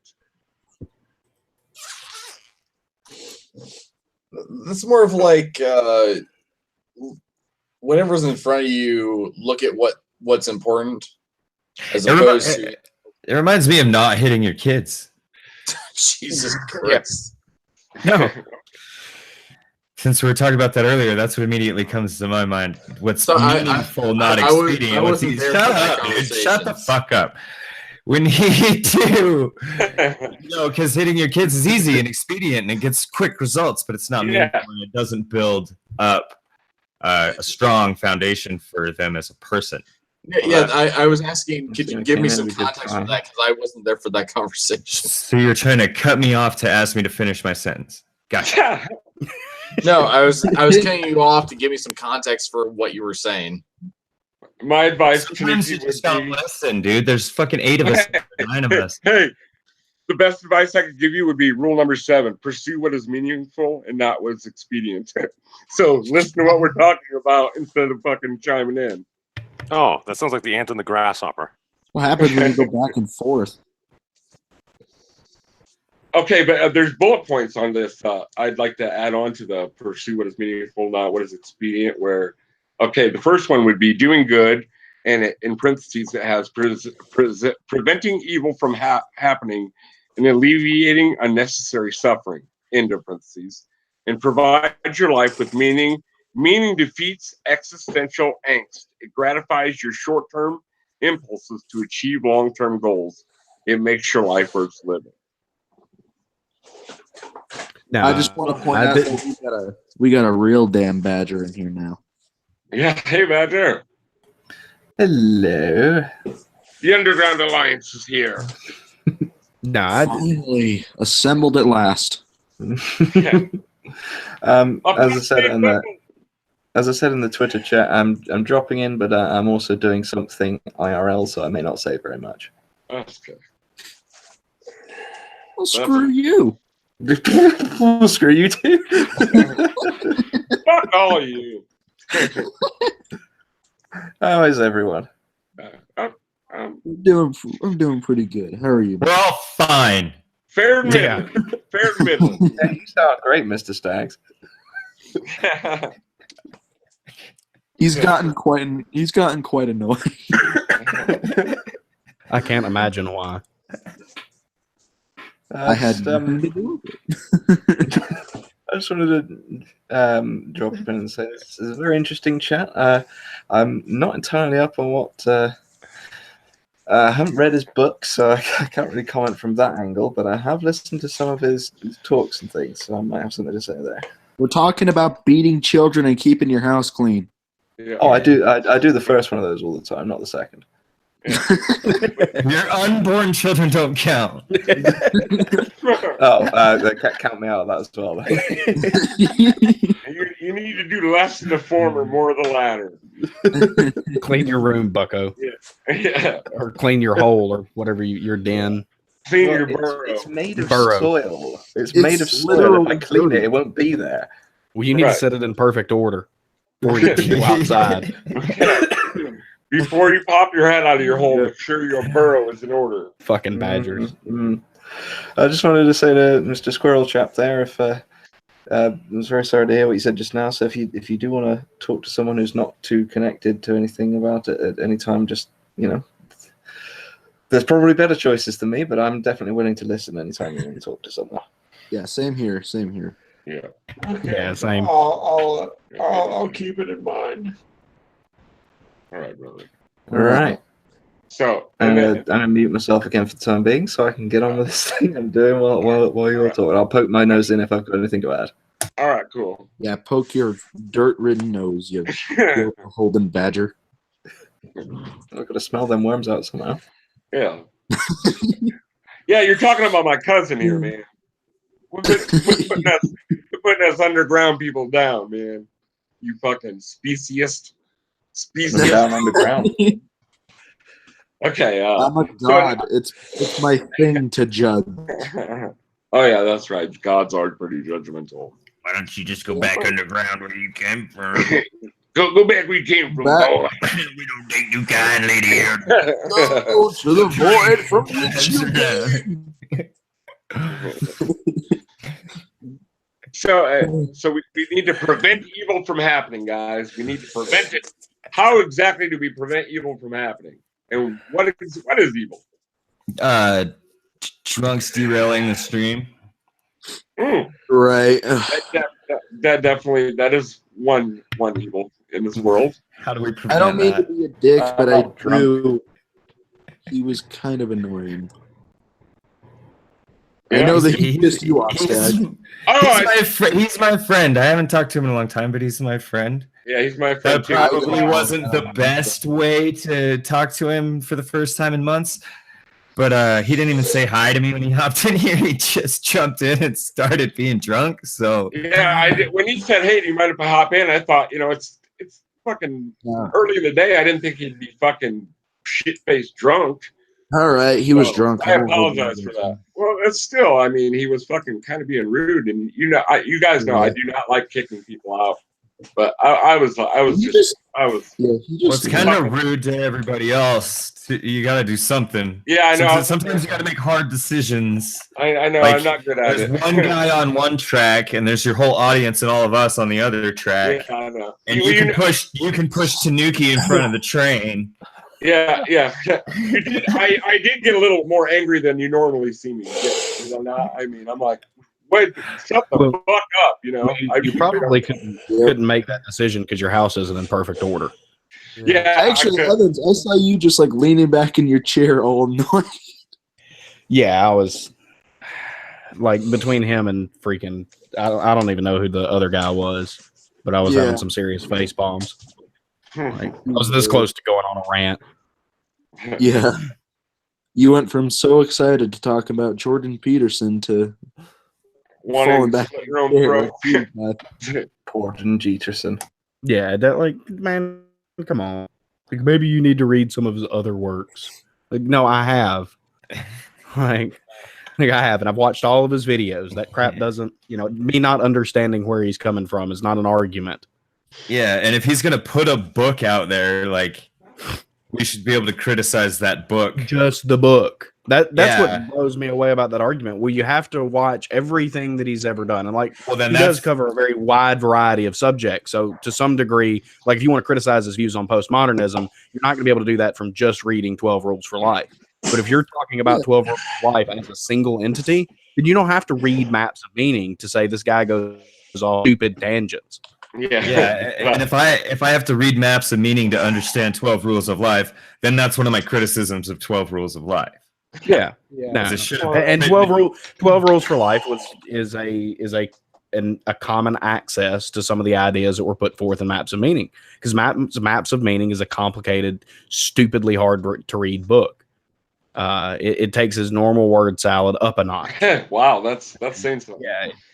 No, it is. It's a college level textbook, and there are some nuggets of wisdom in there. But then some of the stuff is just so freaking grandiose. You can only hear the use of the axiomatic presupposition of the ancients so many damn times before it ceases to mean anything. Right. So did it mean anything in the first place? So maybe depends on what you mean by mean. Yeah. I just wanted to ask you real quick, since you're the big Jordan Peterson guy, what are some of his better works? I feel stupid for not being able to chime in as much as I normally do. So I really enjoyed the Maps of Meaning lecture courses. The 2017 ones would be where I would start. Is where I'd normally recommend, and it's a lot of subject material, but there are some good ideas in there, especially the parallels that he draws between evolution and kind of religious theories and things like that.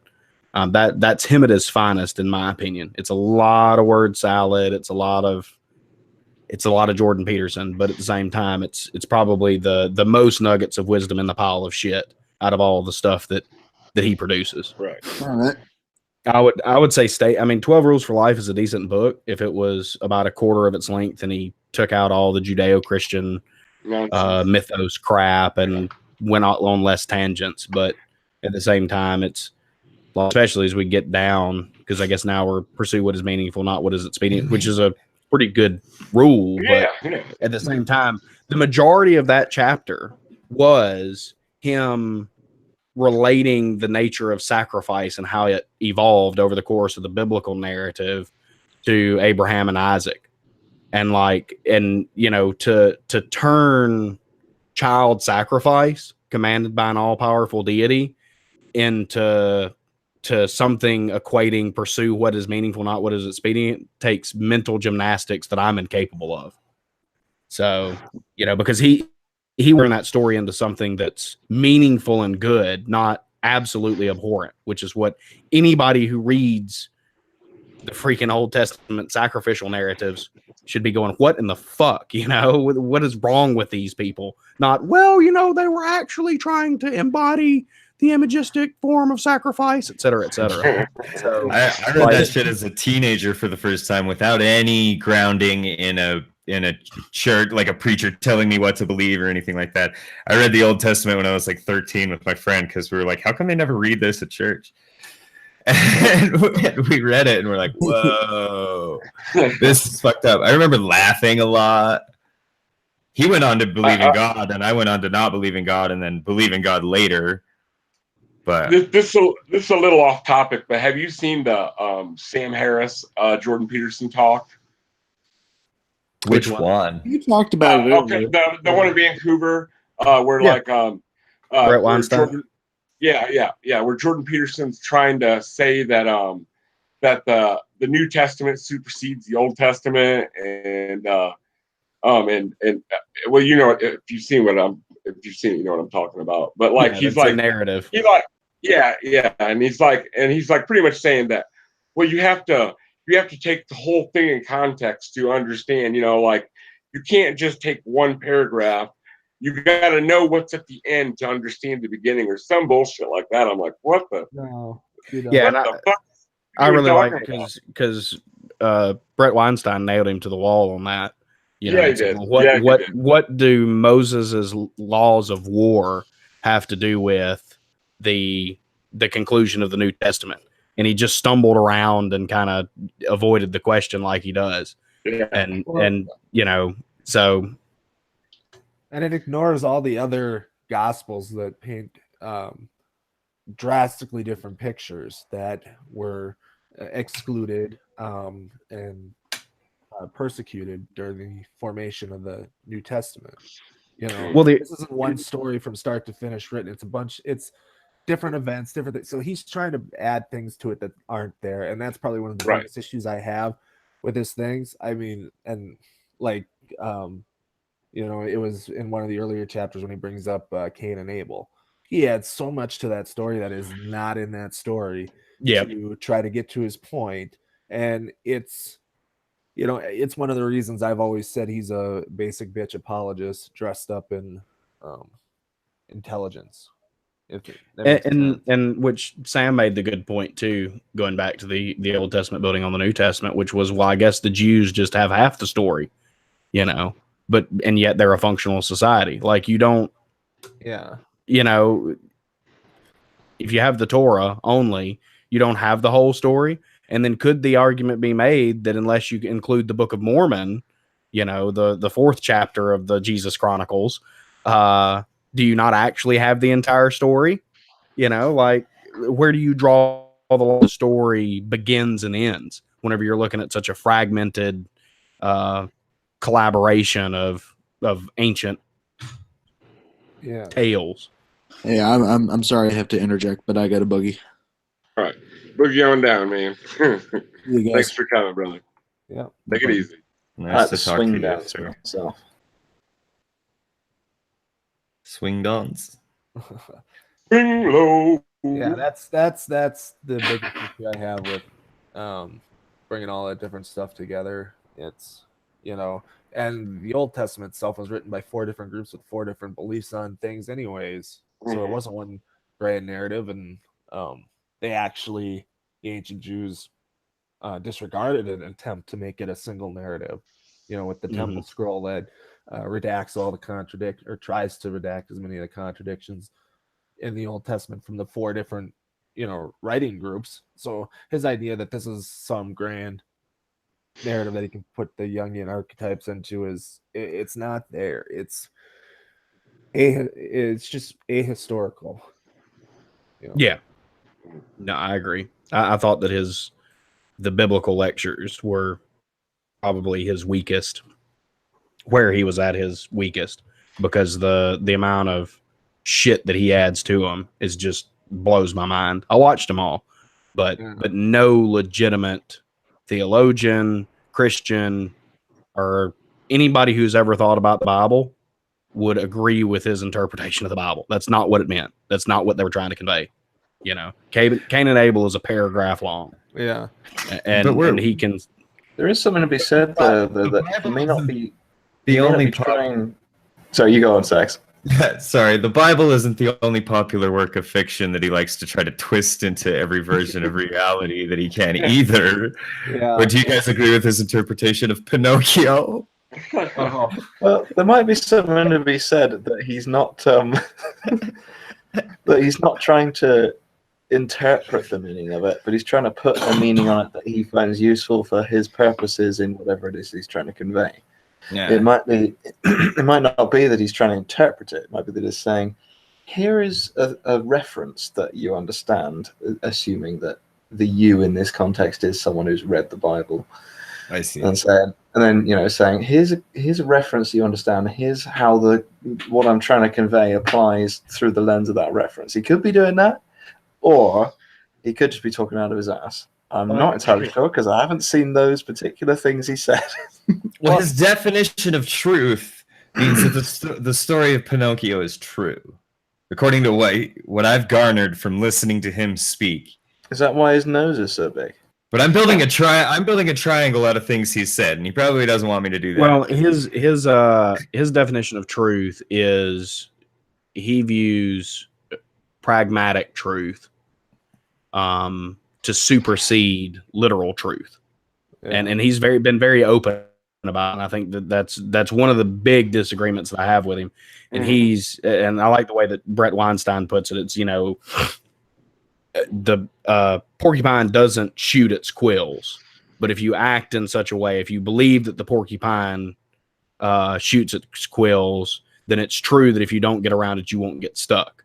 And that's sort of a pragmatic view of truth. And he believes that version of truth should supersede a literal version of truth, that the porcupine does not indeed shoot its quills. And I think but the problem is that that's flopped. Literally should always supersede metaphorical truth.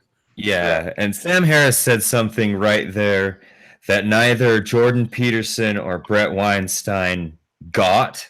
I don't think they got what Sam Harris was saying because they disagreed with him, and I don't think that they could have disagreed with him if they understood what he meant. And I can't remember exactly what he said, but it was something along the lines of, you're more likely to fuck up harder if you don't understand what the actual truth is. You know what I mean? If you weigh all the options, you're more likely to make bigger mistakes if you don't have the literal truth being the most important.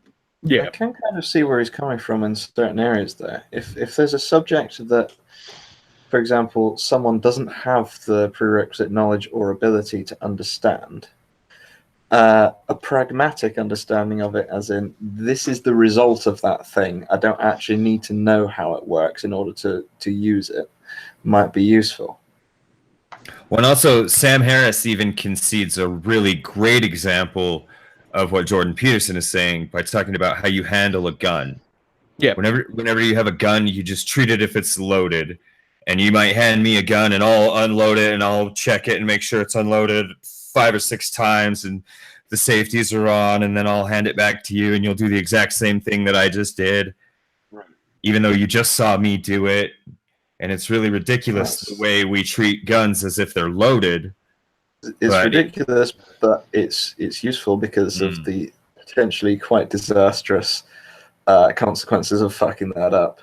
Exactly, and in that case, it is useful to have a pragmatic if both people approach check to it. If both people waste time checking it, that's preferable to both assuming the other checked it and someone getting shot. Right. Because there's just certain rules that you always follow when you have a gun, and one of them is you check if it's loaded when you first get it in your hand.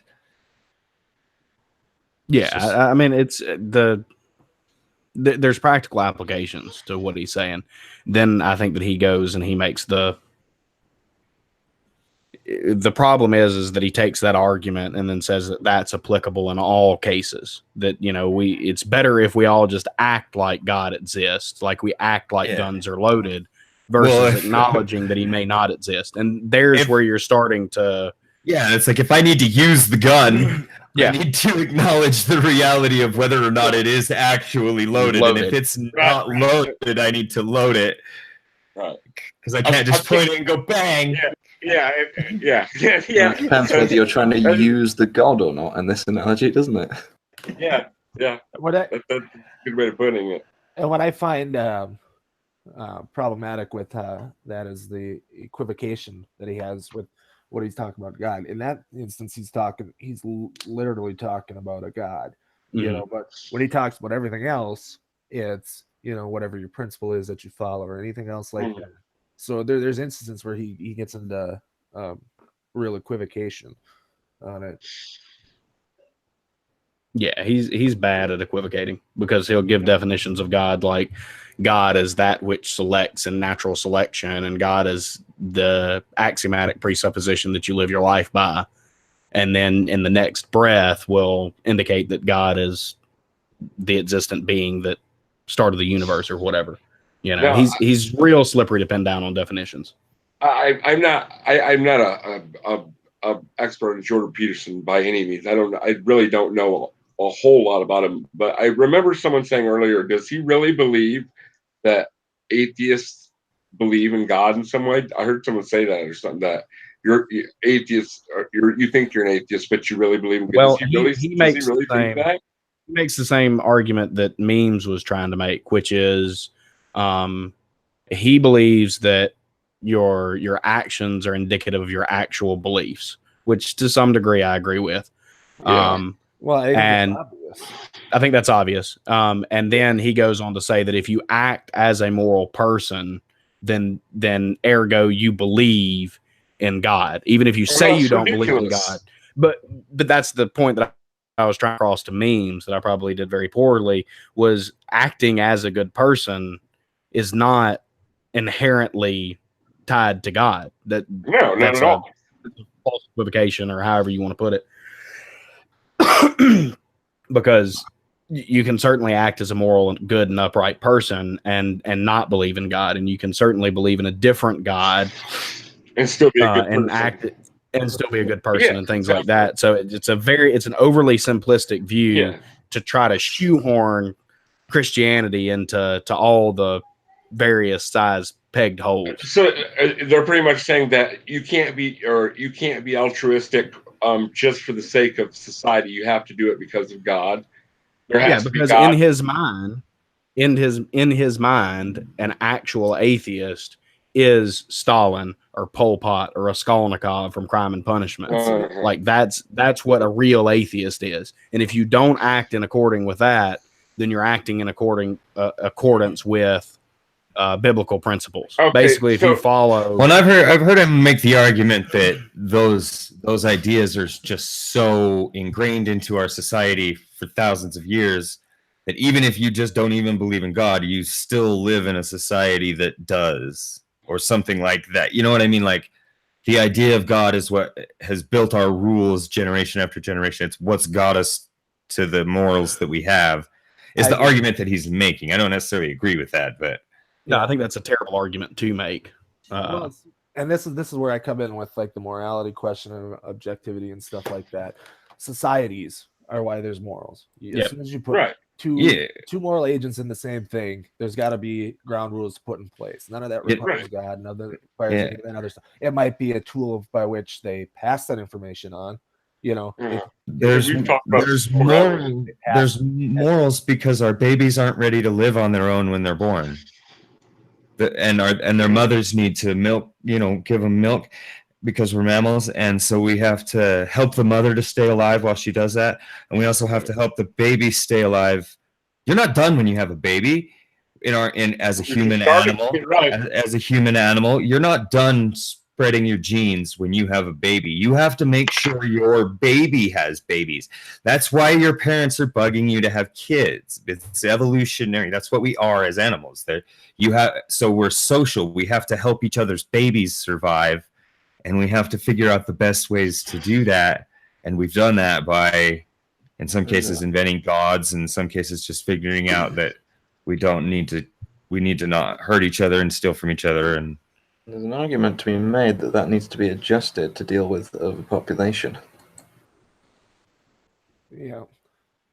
I mean, that's going to be more in the third world, and that's probably where the God idea is hurting them. Be fruitful and multiply. No condoms, none of that stuff. None of being responsible. All the things that Jordan Peterson wants to preach about personal responsibility. Is thrown away because God wants him to be irresponsible. He needs you to outbreed the enemy. It's crazy. Outbreed the enemy, man. This is ominous sounding. It is ominous sounding. That's the whole idea. So you're purposeful to go after them. You have your next army for the next generation, but it hurts you economically. We see all this stuff like with this going up with like the migrant caravan and stuff. Why it's coming from Central America instead of Mexico, and Mexicans coming over, is Mexicans have been having fewer kids. So there's they're improving economically because they're having fewer kids and that stuff. So you don't have 8 kids, and if you want to get something, well, go run to America, go run to somewhere else, because there's no opportunities. There's just way too many workers for the job demands. You know what I mean? Yeah. So that's one thing right there. We can look at religion as bad. That whole quiverful idea. I want to touch on one thing before we go to the other rules, is the Raskolnikov thing. His axiomatic presupposition. I think this is where that conception of God that he puts forward falls flat, because Raskolnikov has a whole set of values he holds to, which in Peterson's mind would be God's. Raskolnikov wouldn't have been an atheist anyways in that idea. He's the Ubermensch. He doesn't have to do this or do that. So even in that sense, he's not there. So and this adds to the equivocation I think he gets into, is that he needs a real God, and this other thing, this Durkheimian view of God, he's trying to shoehorn in there to make it so everybody has God except the bad people, but the bad people still have a God. In that way, that's where that thing falls apart. Yeah, I totally agree. And I've got to step out, so y'all take it easy. Had a lot of fun. Yeah.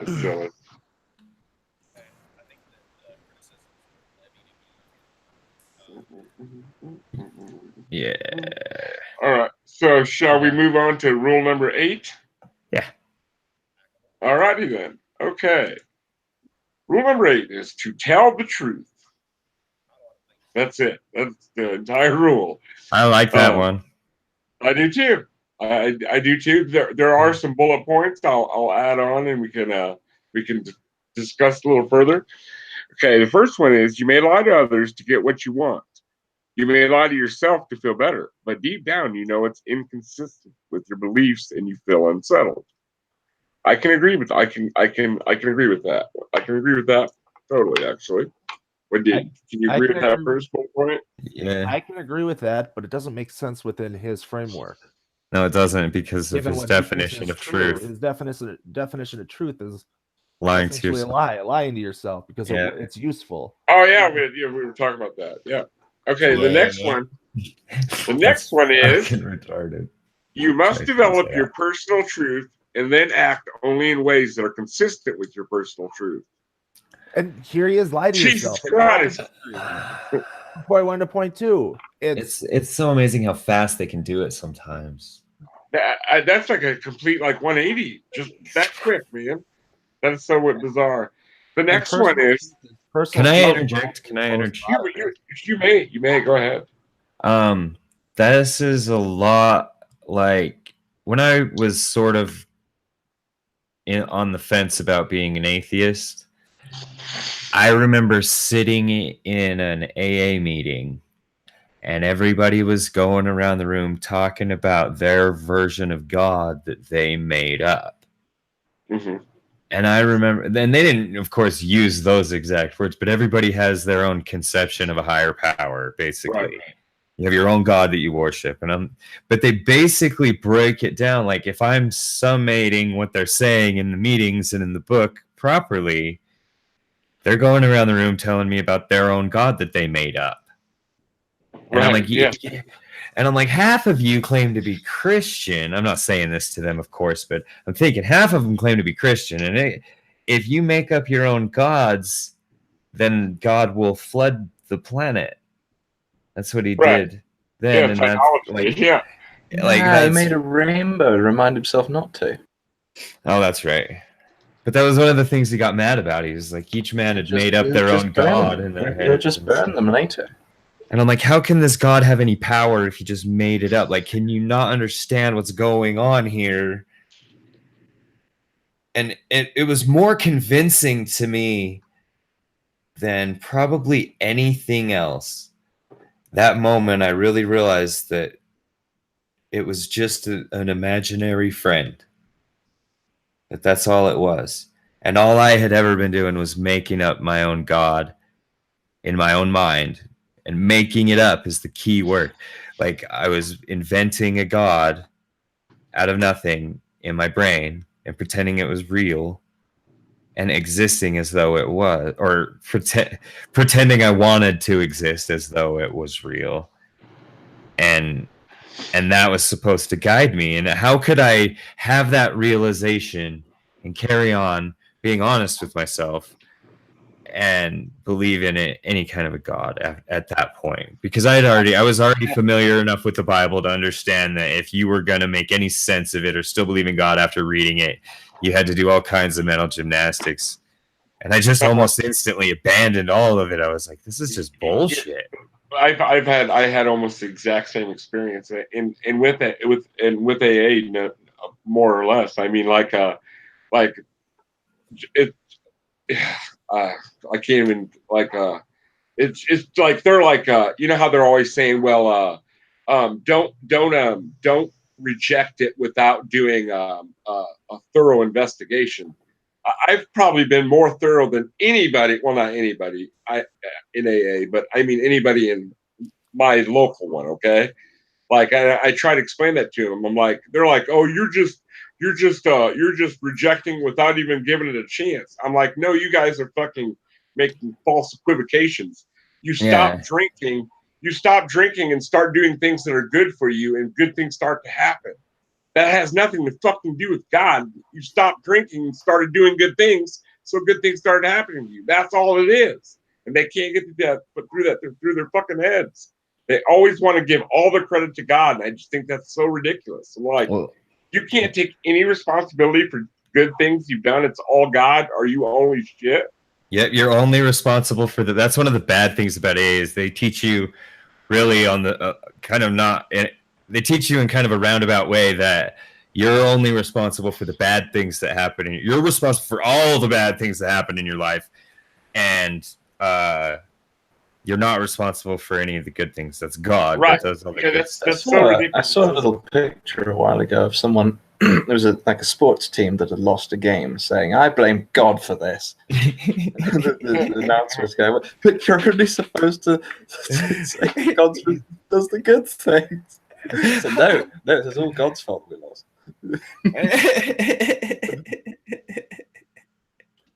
Yeah, the God intertwined with sports is really, really weird. It is I mean, so I weird. remember in college sitting through, there was we'd do before we go out onto the field. We'd sit in silence, and there'd be the group that'd be praying before they went out. I'm like, we put all this effort in, we learn all this stuff, we prepare for it. I don't know, outside of saying, hey, asking their God, make sure we come back healthy. Don't get hurt. Nobody dies out there. Anything like that. Praying to him to do there is ridiculous. But I mean, I also understand the superstitious nature because I had goofy superstitions when I was in high school playing. But my college, that kind of grew out of it, kind of thing. But yeah, it's really weird and really awkward when you start to question the whole God thing, and it just seems really weird when you're sitting through it. And that's all I could think of while I was in there before games. Well, it's like, what is that supposed to mean to a little kid when you pray to win and you lose? Like, what does that mean? What does that mean? And I've always wondered, like, if they're two teams are playing and they're both praying to win, does God flip a coin to decide which fucking prayers he's going to answer? I mean, like, you know what I mean? If both sets of fans are going to be predominantly Christian, more or less, if they're in America, right? It's whoever believes in him the most, whoever prays the hardest. Whoever prays the hardest, okay, I get you. Yeah, whoever has the least doubt in their heart, whoever has the most faith.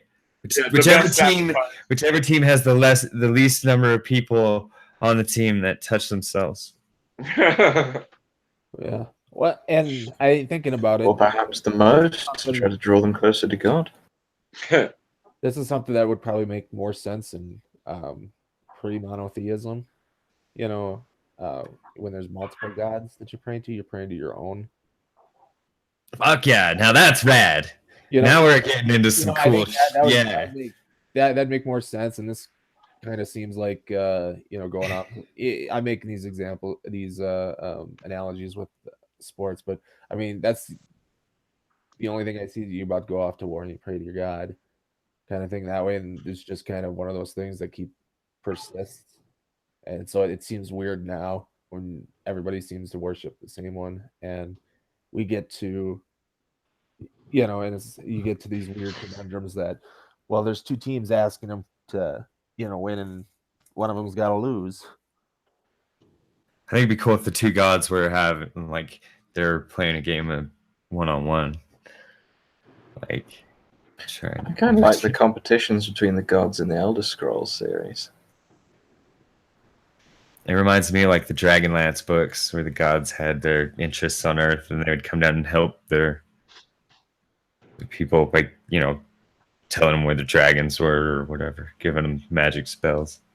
Well, my champion is better than your champion, you see. I gave him like a mace with like a glowy end, so...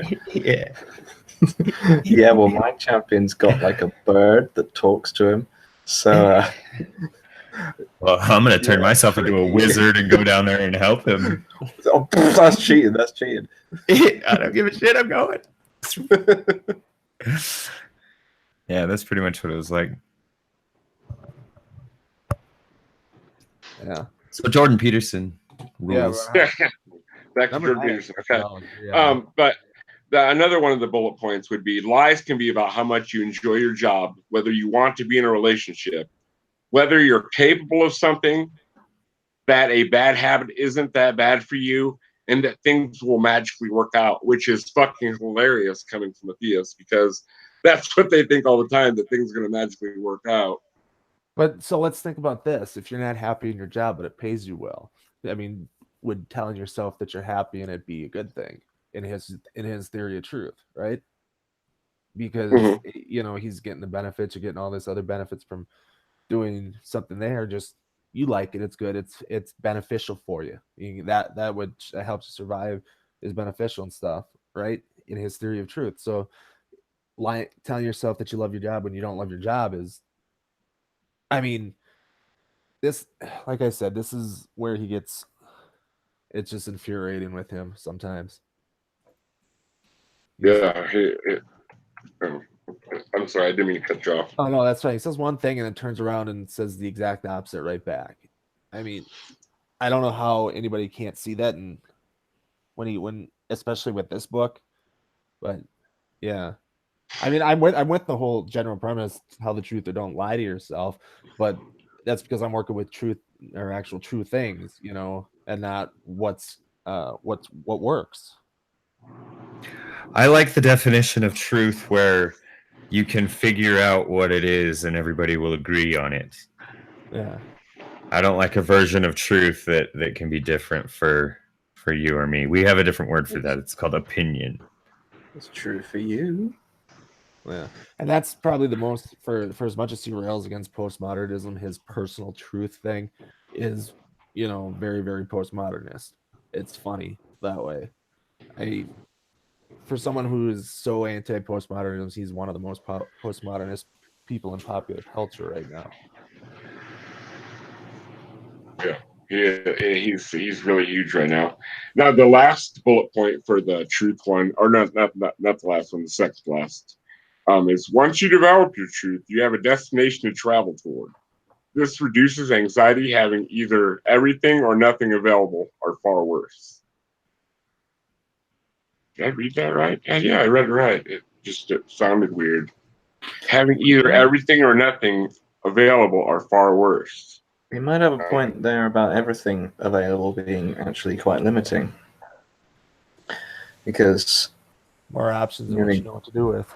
Giving an example from my life, when I left school, there were so many possible options available to me that I had no idea what I wanted to do. It was too much to consider, too much to take in and think about coherently. So I picked something that was as close to my current interests as I could, and it turned out not to get me anywhere. Right. I could see where having too many choices could make it hard for you. It could make it worse. But I mean, and having nothing obviously would be. But is it really that bad? I mean, you need to be happy with what you have, no matter what you have. I think, to be honest, I have to live that way. Yeah. Or else, I'm doomed. Yeah, but I don't think it's necessary to have to be content with what you have. I think there might be there's an argument for understanding what you really have more than what you don't sometimes. Right, and maybe I worded it. This comes to the people that are workaholics and right, they like it, but they have a family, they have all this thing, and it's like, no, I gotta put in these hours so I can get that next promotion. I gotta get that next promotion because this is the most important thing. And you got a family life, and that's non-existent. They got a family that's just kind of there but loves them, but you're never around for them, kind of thing. You know what I mean? Yeah, totally. And that's where I'd say it's I'd focus instead of just be happy with whatever you have. No, you don't have to be happy with just whatever you have. Just realize that you have a lot more. Realize what you have. You should try to be grateful for what you have and be content with your lot. I mean, you can try to better yourself. There's nothing wrong with that. But I'm saying you shouldn't ever be full of self-pity. I mean, you should try to be content and happy with what you have. But you can strive for better things as well. But I mean, don't sit around and feel sorry for yourself is what I'm getting at. Well, I agree with that. For a lot of us, especially in the first world, the idea of having everything, we've kind of reached that state. Like, a lot of us don't have to worry about necessities in life. You know what I mean? We don't have to hunt for our food. We don't have to fucking do shit. We're taking care of. We have choices. We have tons of choices all the time. And our decisions and our problems, our first world problems, are fucking trivial in the grand scheme of things. They're meaningless. They're just, how can we have a more comfortable life? Right. Yeah. Right. Yeah. There's we got a lot of stuff going for us. And so it's hard to be happy. It's hard to be happy in that state. Mm-hmm. Yeah. No, I understand. Oh, like you're saying, there's too much going on, so it's hard to feel content and serene. Is that kind of what you mean? No, I'm saying when you say it's bad to have everything, we've more or less reached the state of having everything. There's obviously there's fractally more everything we could have and make, but we have everything we could need. Right. Yeah. We have everything that drives our need to survive. Yeah. I have a roof over my head. I have food in my belly. Yeah. So the choices and the decisions we have to make and the anxieties we have are trivial. Yeah. That's what I'm saying is you should try to be content in your life and not feel sorry for yourself, because it could be a lot worse. That's what I'm getting at. It's hard sometimes because our brain wants to fight a lion I know, and chase a mammoth, and there aren't any lions to fight, and there aren't any mammoths. Case you just go to McDonald's and have to wait in line, and they get your fucking order wrong. Right. We have to settle for Ken Hams and Ken Hogans since there's no lions or fucking tigers to fight. There you go. Okay, then the final bullet point is this one's kind of funny. Go ahead if you have something to add. No, I was just saying Ken Ham's facial hair looks a bit lion-y, but kind of the wrong way around. Oh, okay. The final bullet point, and this is in italics. Act only in ways that your internal voice does not object to, like a drop of sewage in a lake of champagne. A lie spoils all the truth it touches. I think that one's kind of okay. It's act only in ways that your internal voice does not object to, like a drop of sewage in a lake of champagne. A lie spoils all the truth it touches. I don't think that's necessarily true. If you put a drop of sewage in that end of the lake, I'm gonna be drunk for days on this end of the lake. So that sewage is just gonna get diluted, and then the alcohol is gonna kill all the germs. We can still drink all this champagne. It's fine. Champagne is fine. That's absolutely true. But what I mean, but you're taking it to the extreme level. But what I mean is that a lie a small lie isn't going to spoil all the truth. I mean, like a white lie, or like other, does these? No, but I think what he's saying is have integrity.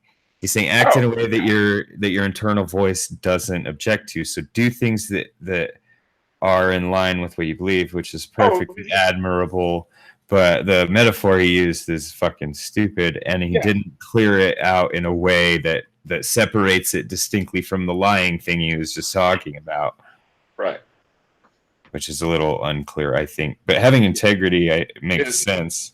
Yeah, and it's something that that's a flower that doesn't grow in everyone's garden these days. It seems like.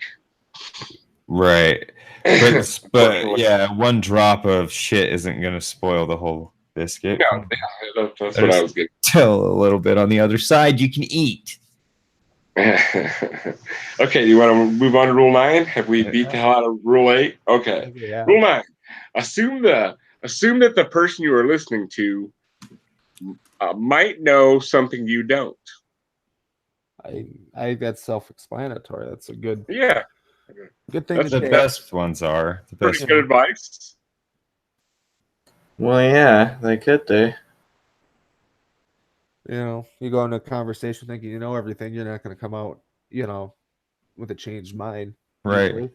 No, and never be the smartest person in the room is a cool one too. I like that. Yeah. So if we're doing fortune cookie bumper stickers here. Okay, no, one of the bullet points for this one is people talk. This is how they think. They need to verbalize their memories and emotions to clearly formulate the problem, then solve it. As a listener, you are helping the other person think. Sometimes you need to say nothing. Other times you need to serve as the voice of common reason. What is common reason to him though? He's not. Yeah. His whole personal truths and all this other stuff isn't common reason.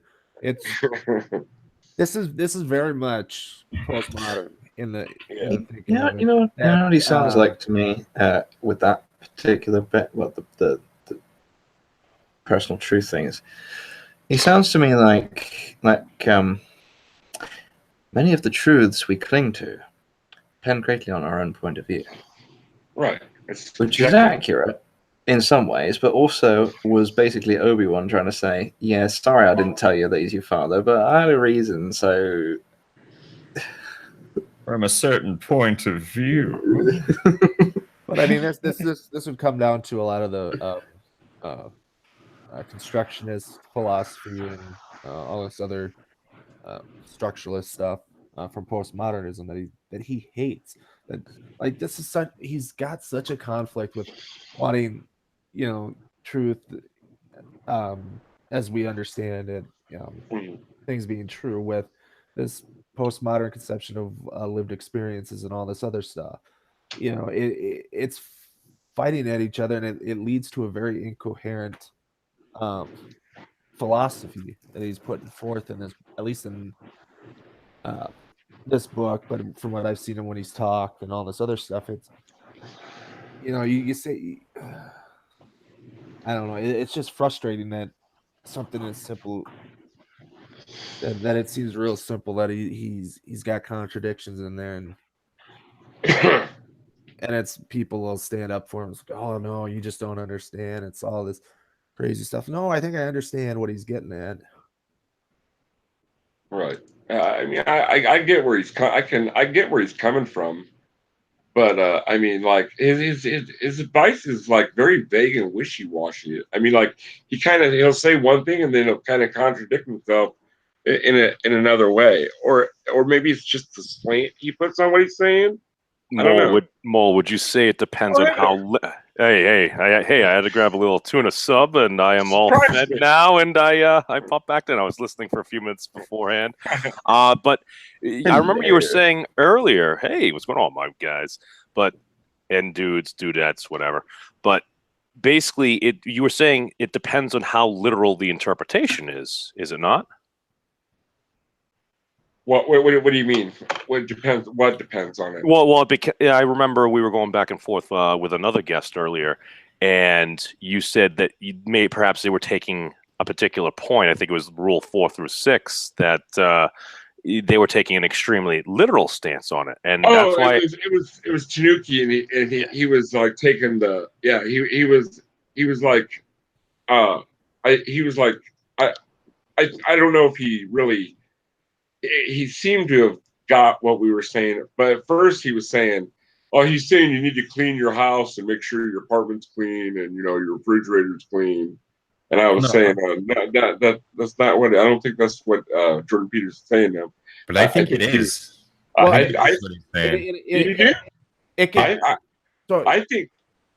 think he was pretty much saying don't go out and try to fix other people's problems before your own problems are fixed. Well, that's an extension of it, but the advice is clean your room. He means get up and clean your fucking room. Pick your room, Stagger. Okay, all right. Pick the clothes up off the floor and do the laundry and make your bed and all I have is Febreze on your. All I have is just the rule and some bullet points. I haven't read the entire book. I mean. But to me, I haven't read the book either, but that's just what I gathered from Audible.com, my guys. One free book a month. Yeah, but it's weird because interviewers that have gone into his room, his rooms and stuff, where he says it's just an absolute mess. So there's something more than just the literal clean your room stuff, but that's an extension of it. So if your house is a mess and dirty, and you're like, hey, stuff there, but this comes back to the tu quoque thing that we were getting at. I mean, I understand from the self-help stuff, organize your life, get that together, and then you'll be able to go out and do all these other things. But if you're not organized, it's all going to fall apart on you. You try to fix things, it's going to bring you stress. So from the self-help stuff, I understand where you and Tanuki were coming from, but don't abandon the battles that are in front of you. Don't give up the fight that you need to fight right now and win, which is clean up your house and shit, to go out and have other battles. Well, chaos in your home might throw you off a bit, whereas if you had order in your home and you're facing nonstop chaos throughout your life, having some order and some semblance of your life would probably make things easier. And I actually just want to ask you guys a question. What was that quay or something? It was like an argument method or something. I heard referenced a little bit earlier. I'm unfamiliar with it. Tu quoque, it's a logical fallacy, an informal one. It's basically an appeal to hypocrisy. So if you're a smoker and you tell someone not to smoke, you appeal to the hypocrisy that he's a smoker, instead of, a smoker can understand that smoking is bad for your health. Right? So he's not wrong just because he's a smoker. Yeah. It could be something that could be wise advice, yet the source it's coming from seems to be terribly imperfect because they're often violating that. Just like when I tell everybody, yeah, you shouldn't smoke. I understand. You shouldn't smoke. Right. Do as I say, not as I do. I need a fucking cigarette so bad. I've just been sitting here, dude. I'm going to go smoke. You know what? Fuck, I was thinking about it. I'm going to go smoke right now. Fuck you guys. I'll be right back. So Memes is here. He can talk a lot. Oh dear. Oh dear. Hey. Do what is important, not what is expedient. Some jazz like that. But and I think what happens here, and Professor Peterson, he does kind of open himself up for this. And I did make a lot of similar, not the exact same, because I mean we're all different, man. Observations, like it does seem to be kind of wishy-washy, some of these things that are coming from him. But throughout times he would be interviewed, he'd always say, I would also reference my first book, Maps of Meaning, because basically most of his lectures and everything that he's doing that I can see, it's basically just pretty much based off what he put on that book, because that book is a core. And I forget, there was another gentleman here, he's almost finished Maps of Meaning, because when he goes in that, he'll go on to like these nonstop, it almost seems, I don't even really know what postmodern is, but just from what I've heard, like these terms where he's like, all right, you have the great mother. She is chaos. She is nurturing. She is this. And he'll go off and you're hearing so many different adjectives and verbs and stuff. You're like, oh, this just seems like a word salad. But what it actually is doing, once you've gotten so far in, once you've gotten around halfway through the book or so, what it's done is, you've heard those terms so many times, it literally is mapping out like your neurons, like thinking in a particular way, just by drilling it in again and again and again into your skull. It's literally mapping neural like pathways and stuff. So your mind is in a way like kind of, I don't know, like opening up, or being able, when you see something normally you would think, oh no, that is bad for this reason. You may think that is not good for these reasons, but at the same time, it may be contributing to something that might be positive in a way. So it's kind of like his criticism of postmodernism, and from what I see is basically he says, well, the postmodernists think there's an infinite number of ways to interpret things. And he's like, well, they are right about that, but what they're wrong about is that saying that every one of those is equally valid. Because that's what I've heard, where basically there might be some more optimal ways of thinking of it, that, you know what, this is a much better metaphor. This one really hits straight on, rather than saying like circle is to orange as like box is to square or something. It's like, okay, yeah, it's going to fit, but there's a number of varieties. If you had very specific examples that were very tight and very just synced up there, like that's something that somebody can understand. Because like, and this is the thing that kind of gets me, I'll hear folks all the time go around, oh, people are dumb, people are stupid and stuff like that. And I've gone around and I've talked to a lot of folks on the internet, IRL, from just all different walks of life. And what I tend to believe is people tend to be smart. They know what they know, often well, but when confronted with something that they're unfamiliar with, they end up just kind of reiterating things that people that they view as smart on the subject or people they trust say, because nobody wants to feel stupid. Right. I'll add, there's a bunch in there. So the archetype stuff you're talking about, the stories, that's not I don't think that wouldn't be postmodern stuff. That's Jungian archetypes. So that's at the core of things. There's kind of I jumped around a little. Yeah, these ADD. universals. The postmodern critique that I bring to him. So postmodernism, one of the things is it rejects like meta narratives.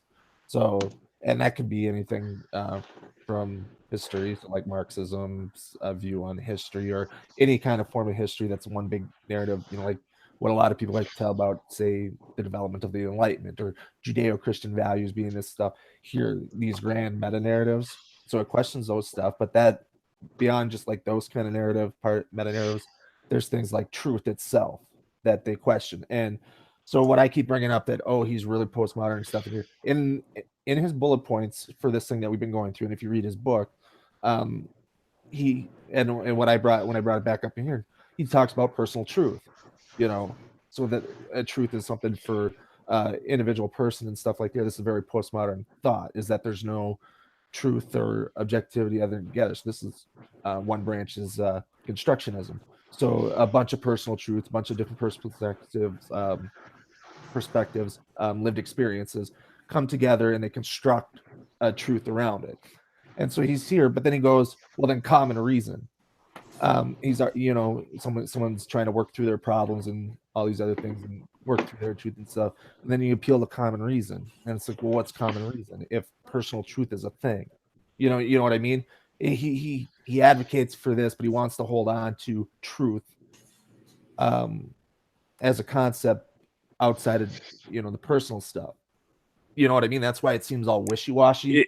When it's talked to you, it's like, well, of course these things are true or these things are not, but like his bullet points in here, develop your personal truth and work towards that and all this other things. And so I don't understand how he gets the 76 genders or whatever that anti-SJWs go off on as being stupid, but under his rubric of personal truths and stuff like that, these are things that are perfectly valid, or at least seem to be that way from what Peterson's talking about. And well, that's the thing. A lot of folks kind of get caught up because we're talking about very specific issues, but in each very specific issue, there's a broad range of people that have a number of feelings in different ways about it. And what I mean by that is generally what Professor Peterson says. It does seem that he's taking kind of like the a la whatever postmodernist means circuit of saying that we can be inclusive and be most everything to everybody,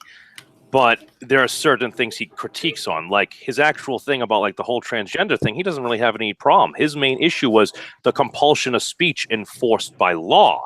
That was the issue that he actually had. I don't think I've ever heard him say, if a personal student or something comes up to him and just asks him, he's just like, yeah, no, that's fine. But he does not want to be compelled to do it by force of the state.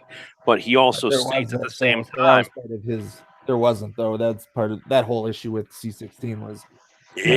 I'm curious about that. Because that could lead to kind of the anti-Peterson or more of the anti-hero narrative there. But the thing that he does at least state is consistently he said we need a very low resolution narrative to help unite humanity. So that's why if you can play enough things to most people, but be going and attending at least in a positive, not evil, let's say, direction, we can do pretty well.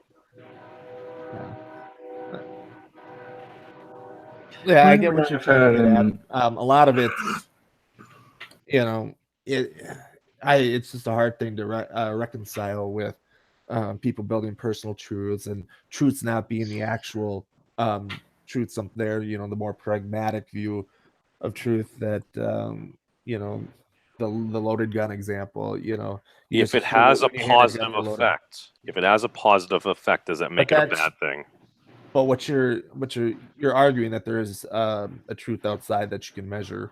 Well, that's fine. That's science. So that's part of the issue with, well, the truth is personal. The truth with this here, but then outside there's something that works, right? And it's you get what I'm getting at there is that he's relying on some truth, something objective outside, but then he'll argue, no, it's whatever true is whatever is beneficial to you. Well, that assumes that you can. Does it what's go beneficial to you? You know what I mean? Well, that's the thing, and that's kind of like where science comes in. Science and a lot of that realm of academia, like that is something that we can measure in numbers. How do we measure and describe human beings with numbers translated into words? Is that kind of like where we're running into the difference here? Because like a word, like a one is a one, no matter who you are. But if you were to tell somebody that they're a good person, what does that mean? That might mean something different to each and every one of us here. While we may believe, well, I do this as a good person, some of our actions, they're based upon our personal life experiences, whereas your life experience or someone else's life experience, it might be different. So that might be an action they said, oh, I would never do that, because perhaps they had a life experience that was telling them that, well, this happened and this was a bad thing, and vice versa. So it can kind of go both ways. I think, because I thought about this a little bit when I was on a stream with some other folks, and they were talking about, all right, well, we have this here. Again, science, numbers, quantifiable. The problem we have is very often when we try to quantify or put a number on people, they don't take it well. Well, I'll say this: people are, pretty easy to predict. Given what they'll do in certain circumstances. I mean, the data shows that from science and all that other stuff. So there's a reason why crime is high in poverty-stricken areas. And people tend to do that. It's not something that you can completely divorce and say that, well, just don't do the crime or just don't do that. It's when put in certain situations, people are going to behave certain ways. I mean, we've demonstrated, or at least it's been demonstrated through some of these psychological and sociological situations. So you can prime someone to do the worst things. So there's something outside there that we can quantify and all this other things for truth. It may not be perfect. There might be some variables that are missing or hidden from us in our analysis, which will lead to divergent outcomes. But yeah, when put in certain situations, people tend to act a certain way, and it's pretty predictable. So would you say, like, if somebody just starts like insulting you, your family, someone's close to you, would you say like that's kind of like the category of fighting words that I think we used to have, right? Something like that. Oh yeah, so there's fighting words. So like, even though it's something I think can be overcome, not putting importance on it, and those words, and it not the big thing there, and the reason why I gave that particular example, because you reminded me of it, is there was one point where I've kind of noticed a lot of the complaints on whatever side, whether you're calling it the skeptic side, the SJW side, or what have you, there were some points where, and Mole, I think MC, I was on a stream with MC, and I brought up something very similar to this, and he's like, that was back in the day, we considered those fighting words. He said that, and I'd watched a video of more of a social justice-y nature about a week before, and the exact same example was given. It's like, no, we shouldn't use those words because we consider those fighting words. So when I'm getting the same answer for the same question from sides that are supposedly polarly opposite, that tells me like there's something going on there at that time. Because I'm like, it just makes me go, it's like, what's going on? These folks that literally will take the opposite side of whatever someone else says. It was kind of like the whole like Republican and Democrat pundits. Like, should we have a third party? Well, we have a very imperfect system, but no, I think we have what I agree with him or her or whatever. So it's like, I take a step back. So I'm like, how do we figure this out? Right. What are the fighting words that you'd say? Live, would have to think a little more on that. On what you're saying there. So I'm kind of curious too. What were the fighting words? I think I don't even recall. I'm not even going to act like I did. Okay. It's basically something a kid into back in the day, like around the time you and I grew up, Mole, like yo mama. I do remember being outside of school with a kid at one point, like the 4th or 5th grade, going yo mama, and I'm like, those are fighting words. So I start walking up to him. He pushes me back. I'm like, all right, walk back up. It's like, okay, if you're going to throw a fist at me and I need to defend myself, I will. Other than that, my buddy Ed ended up going down to pick up. He's like, "Hey, I'm gonna go pick up stats now." So I'm like, "All right." One of my best friends is going to go pick up my little brother from the elementary school. There's a couple other guys here. I'm like, "Well, he didn't throw a punch. They left." So it was something akin to that, kind of like the Yo Mama, something of the time that meant to us. Nowadays, it's like, I don't know. Does it mean less? Does it mean the same thing? It's weird. I haven't heard that in so many years. Right. I mean, there are some things that are pretty universal, and then making fun of someone's mother is probably at the top of the list. I mean, no matter what society you're in, no matter whether you're from fucking China or Kazakhstan or India or fucking America, wherever, if you make fun of someone's mom, that's you generally there are fighting words, you know? I mean, that's going to be the outcome. I'm pretty sure in almost every culture, if you make fun of someone's mom, you're going to probably get punched in the face. Or am I wrong? Do you think? No, I mean, but that's a pretty universal. Some universal out of it instead of just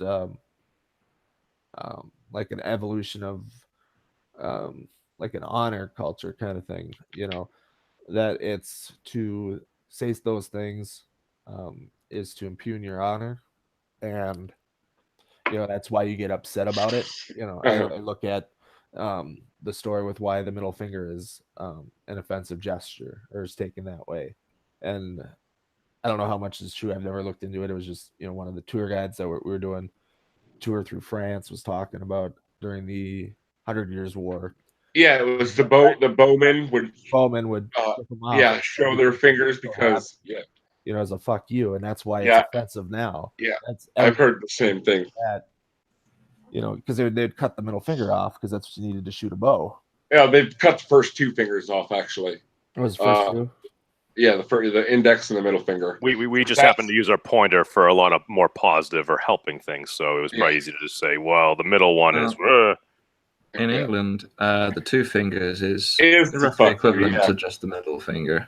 Yeah, because it's like saying, "Ha, fuck you. We still have our fingers, and we'll shoot you with our longbows, and there's nothing you can do about it." Yeah, you haven't got us yet.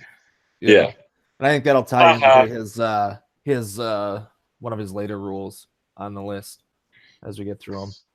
Okay. Do you want to talk any more about? That's why when you see Han Solo saying is that's to Yomi Jr., all the British people and watching it like, ooh. Yeah. It's just like I'll say the his whole thing and how he's building truth and all this other stuff and what makes stuff true. It just runs counter to what I understand knowledge is, and for this point, you know, I understand there's different theories of knowledge, but truth, you know, usually means, you know, is pretty straight in all those theories of knowledge, and just how he wants to go about, you know, getting through personal truths and stuff. It doesn't jive with those things. Yeah, and that's where I get a lot of calling him, you know, running the postmodern route, is because postmodernists don't accept the traditional understanding of truth or knowledge or any of that stuff. And that's epistemology is a whole other thing to go into for this stream. Something we could go into later, but yeah, I think we're done with this point. Okay, cool. Anything else? Yeah. Okay. Rule 10 then is to be precise with your speech, which he isn't, which irritates me. The equivocation he does. He heard himself speak. Yeah, his defenders will say he's being precise with his speech, but I think we've pointed out pretty obviously, and Evans when he was here was pointing out, he equivocates a lot, especially like on the God concept. He's being obnoxiously overly verbose with his speech. I think he sets up some very hard boundaries that he has defined. Like certain things, he's like, that answer, it's like, well, I act like God exists.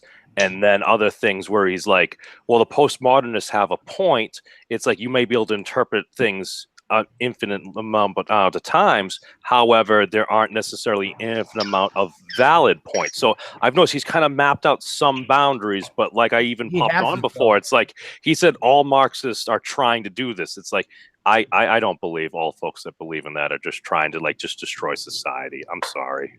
No, but he doesn't. So that example where he says, "I act as if God exists," it comes to the question, "Do you believe in God?" And he goes, "What do you mean by believe, and what do you mean by God?" You know, I from what he says, I act as if God exists.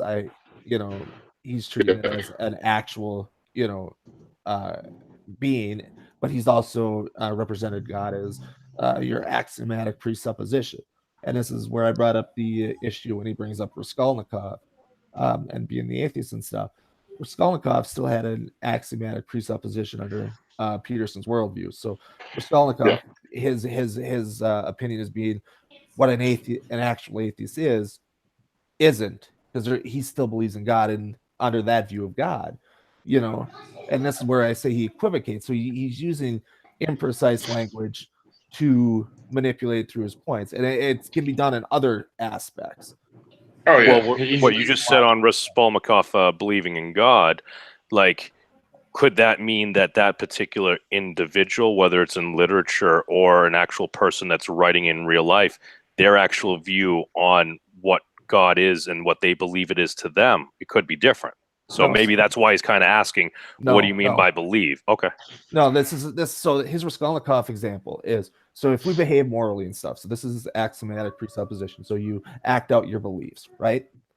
So he says if you're an atheist, you stuff, but if you read the book, Crime and Punishment, the Raskolnikov character is a critique on nihilism, the rising nihilism in Russia at the time, and under Nietzsche, there's this idea of becoming an Ubermensch, the Superman, the Overman, in that philosophy, and that's in the book.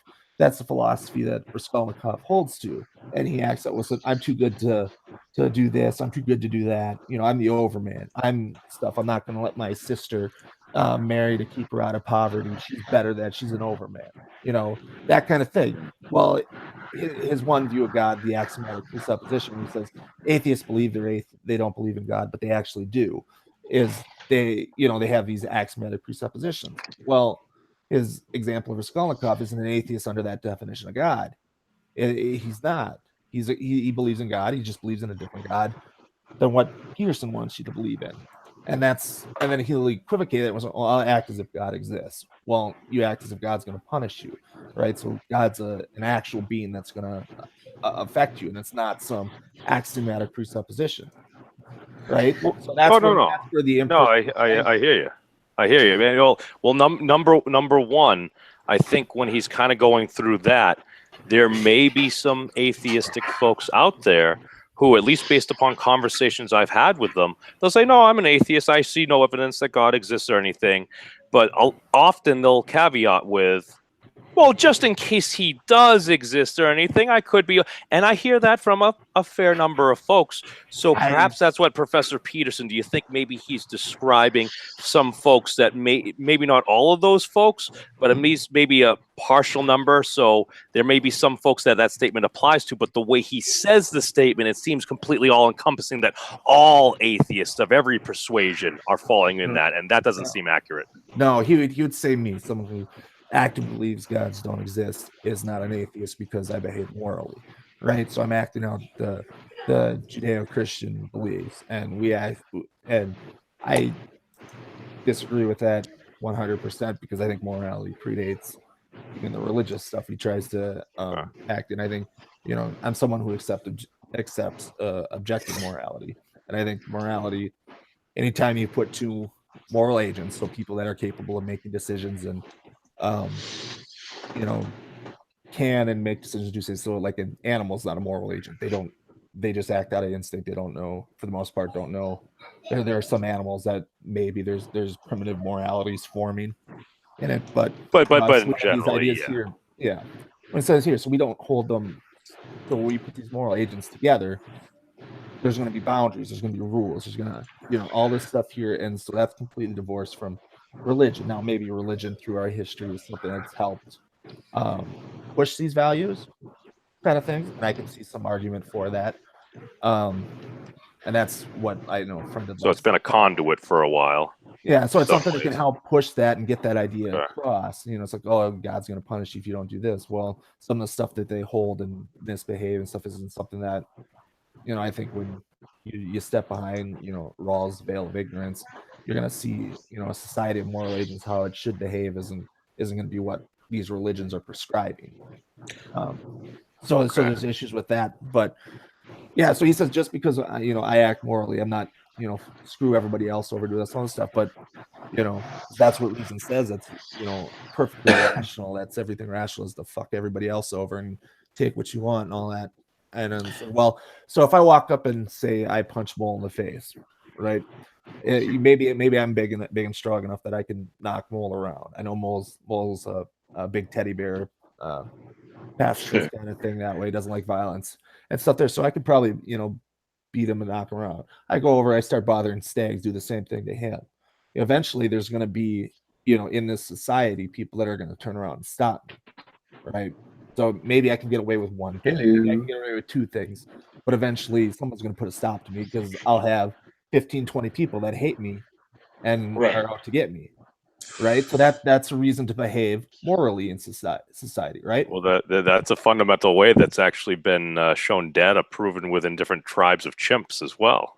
Yeah. And so that's something completely divorced of God. But because I act in a way that I don't want, 20 people to attack me and kick me out of the society, I behave morally. He would say, I believe in a God because then I'm not really an atheist because I'm not out there fucking everybody over.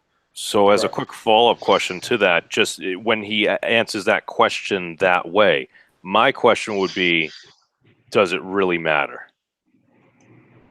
Or how important is it actually? Well, see, I think this is... Because a lot of folks are acting morally, whether one believes in God, a different God, or no God in themselves, as long as they are positively affecting their fellow creature, is there anything wrong with that? No, there's nothing wrong with that. But where he interjects that kind of stuff is to when we're talking about what theologians would recognize as an actual being, an entity, a God. In the other sense that he'll jump to when he says, "I act as if God exists," right? So it almost seems like virtue signaling in a way. Yeah, maybe. But so when we're talking about the issues and all this other stuff of religion and stuff, it's like, oh, you believe in God. This is all this other stuff. So don't attack them, for believing in God. And it's like you're using a different definition. You're muddying the waters. That's the issue that atheists have. Well, it's a group connection. About that. I mean, and it's an issue that. So I make this joke about Catholic, the trad Catholics on Twitter. They love Jordan Peterson for his traditional views on family and all that other stuff, but absolutely abhor him for the way he treats God. And it's like, to me, that's the perfect example to any of his defenders that he's not talking, for the most part, when he brings forth, it's called the Durkheimian model. So whatever you hold, believe, highest value belief you're going to follow. And that's the Durkheimian model in society is God, in psychology is God. And that's what he's trying to apply. And it's like, no, God's a real being. And this is what theologians have been arguing about for, millennia. And so that's why both the trad Catholics and probably other believers, they'll agree with all the trad stuff that Peterson pushes forward, but hate him for how he treats God. And we the atheists kind of hate him, just for the most part, dislike him for both. I mean, there's atheists that like the traditional stuff too. There's some crossover, but it's like, no. And you can see these two groups that say that can distinguish each other as theists and atheists, disagree with that. And he's like, oh, that's just a fundamentalist, literalist stuff. And it's like, no, it's not. I mean, going to classical theism, going to the Aquinas' 5 ways, that's not biblical literalism at all in trying to describe the existence of God.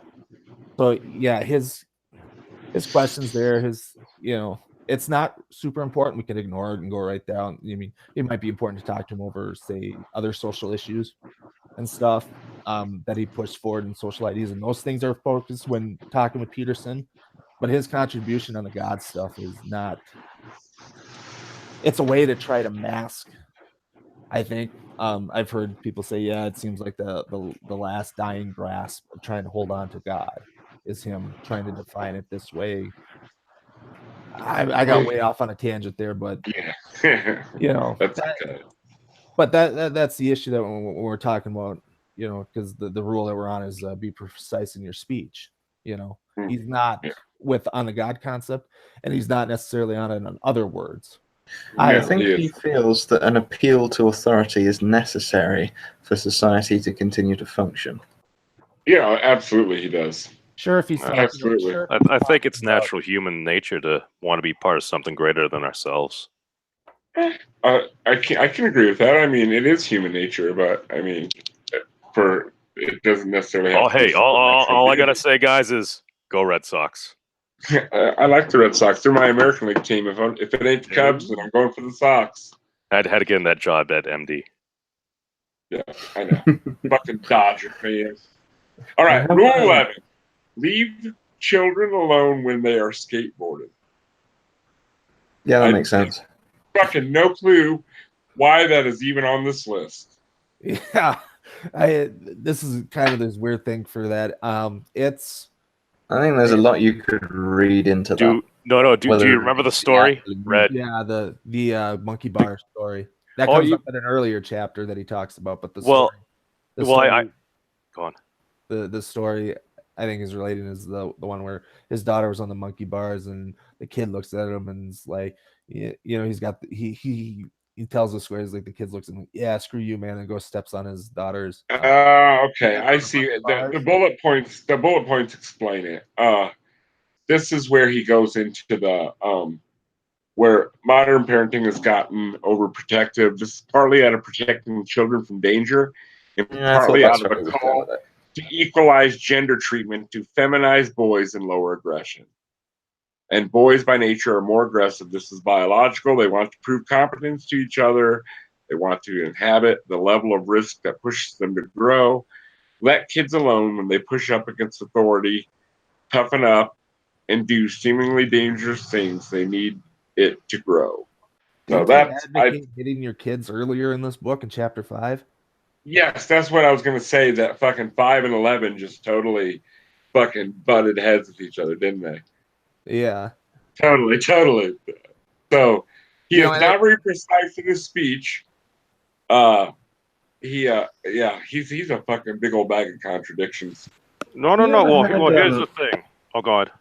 Have you ever read any of the tweets by Andrew Stratolates, whatever the fuck he's supposed to pronounce his name? I just call him Andrew Disingenuous. I call him Stratolates because I don't know what he's supposed to call. But Jordan Peterson and Stratolates are both overly verbose and obnoxiously wordy in how they phrase things.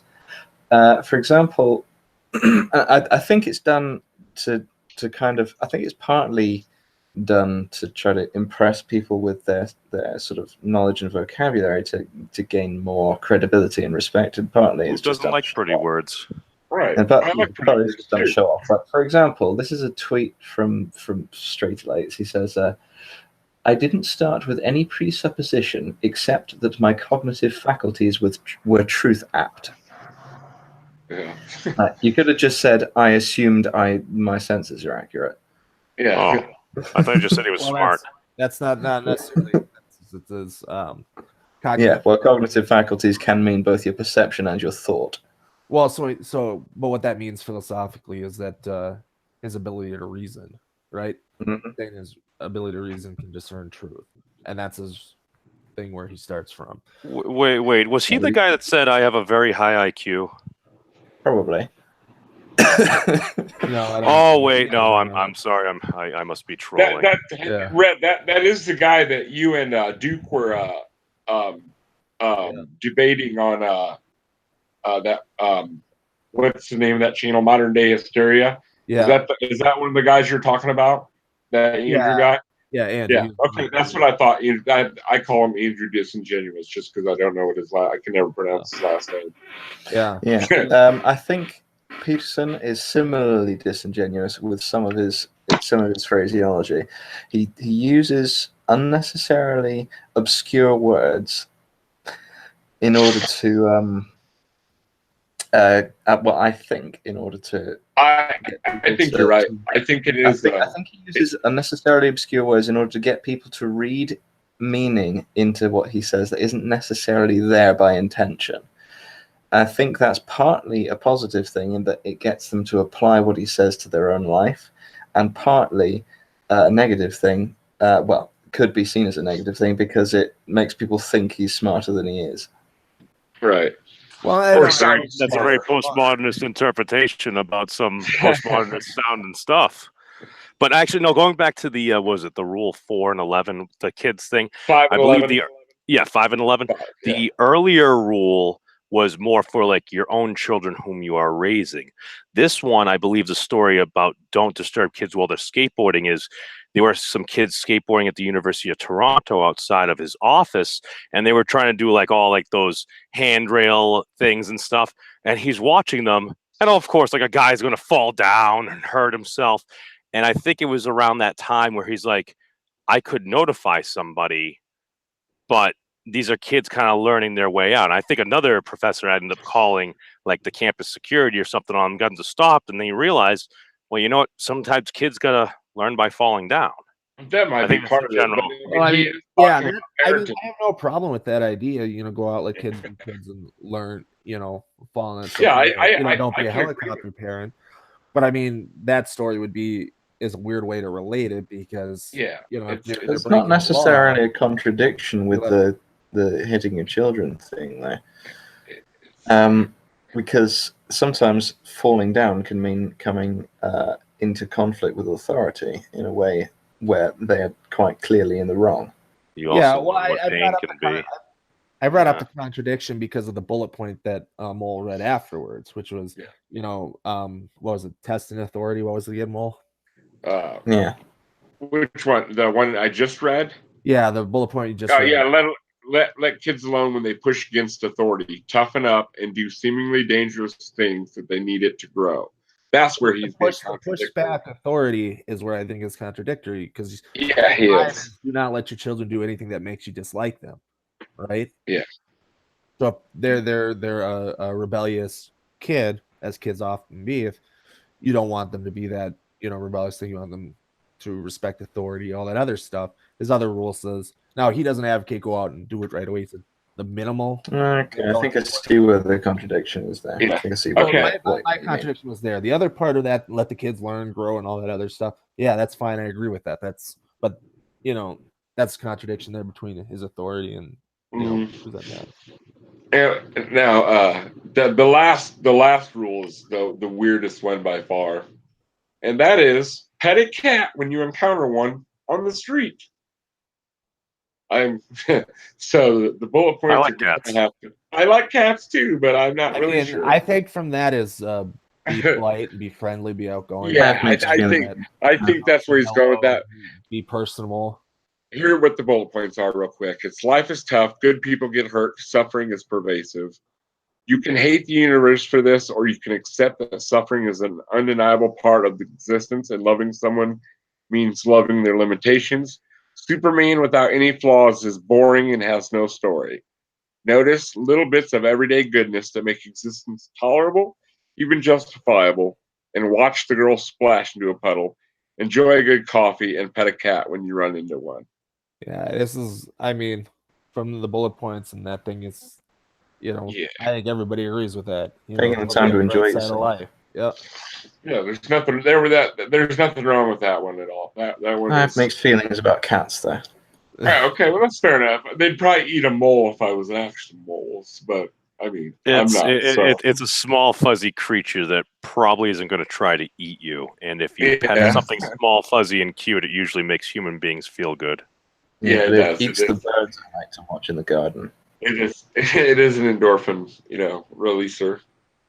Kitty cats make you, or try stroking a badger. We're great fun as long as you don't piss us off, because then we'll break your legs. Yeah. Well, yeah. Honey badgers don't give a shit about anything. I've seen them freaking attack lions and stuff, like seeking them out. I'm like, those dudes are crazy. You mad? You'll get eaten. Yeah. Oh, you're not a honey badger. I am the European/Eurasian badger. Oh, you're the tobacco-addicted badger. I got you. I resemble that remark. But I was just saying, going back on the. Yeah, the European badger. Mole, I must interject here. I have definitive data on that cat principle. Just search cat videos on YouTube. Yeah. The the European badger will be very friendly unless sort of stuck in a corner or pissed off, in which case we'll break your fucking legs, mate. Right. Yeah, I agree with that point, though. It is very important to take time to enjoy yourself and do things that that make you feel good about yourself, as that has a positive effect on everything else in the list. Yeah. 12, I Let can yourself sink into get it. along. I can get along with every part of 12. But 12, I do not have a problem with at all. If you let yourself sink into a pit of sadness, it just gets worse and worse from there. Yeah, If we that's read the actually. I tell you that from experience. If we read the What's that, chapter, Red? if we read the actual chapter, it'd probably be pretty bad. You know, Probably, but I mean, the bullet almost points by going off themselves, there, but- though, I can get behind that at least. I mean, I do try to live my life that way because it is, it does make life a lot better when when you don't sit around and feel sorry for yourself, and that makes life hard. And if you're gonna live your life that miserably, you might as well just, I'm gonna hold it that. Yeah. I think everybody knows where I'm going with that, but. Well, see, at this point, I need to cite Sir John Bon Jovi. Remember, it's my life. It's my life. Well, hey, it's now or never. You ain't going to live forever. I mean, doesn't that encompass a lot of the shit that he was saying? If you want to be a good person, try to do good things, do unto others as you would have do unto you, and just remember that life is fleeting. And at least if you kind of get some things organized, like maybe if you're that kid that are getting the tickets and you got to get down by the overpass to catch your favorite band or something, you might want to actually do that, not dawdle around. Maybe not always jump on top of buses and stuff, but hey, it's your choice. I was watching some videos of people muted myself. I was watching some videos of people train surfing. They were definitely living while they're alive, although they might have been. They are living. It doesn't mean it's wise. The time they were alive. Yeah. I mean, I could see where that would be. That would be, it'd be a rush. Living dangerously is a lot of fun, but then again, it's very dangerous. I mean, it's dangerous for a reason. So, does anybody have anything more to add?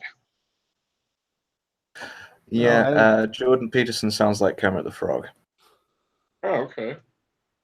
Well, this is very true here, Mole. The medic of that, and one of his Carver friends gave him a frog hat that actually had red lips that was kind of like Pepe too, and he's like, "Oh God!" Oh, that whole thing, his whole talking about getting that frog was. I'm sorry, that was just crazy stuff. It's been a while since I've seen the video, but man, it was. He took it kind of like as being kept it as a little bit as like he was a prophet kind of thing, or it's a sign. It's a sign. That he's being anointed a prophet. He has never said that he is a prophet, although he has said that he had a prophetic dream. But no, I'm not saying that he is a prophet. He said that. I'm just saying that the way that gift of the frog and then getting into the whole. Maybe I'm mixing a couple different videos up here of his that were there, but the frog and the whole Keck stuff and Pepe. It seemed like the way he was talking about it, that after getting that gift, he was, kind of became a prophet kind of thing. And he looked at it like that. He kind of had that feeling, pride. Oh, it appears like he's a messenger of Keck now. Yeah, he's the prophet of Keck. Yeah, I'm a prophet. I can make accurate predictions. Hey, no, we must harken back to the Prophet Muhammad, may peace be upon him. And he did state there'll be no prophets to come after me. Because let's just look historically, fellas. Anybody that's come forward that's claimed to be a prophet, since that, it really hasn't gone all that well for the most part. There might still be messengers. There might still be messengers. Joseph but Smith. prophet is a different classification. Yeah, Joseph Smith. Look at how that worked out for him. Yeah. Well, actually, no. I did want to throw one last thing out there, if that was okay. This might blow some heads as far as it goes with Professor Jordan Peterson. Where is it? Hold on, let me search for it again. I actually brought up my little text part.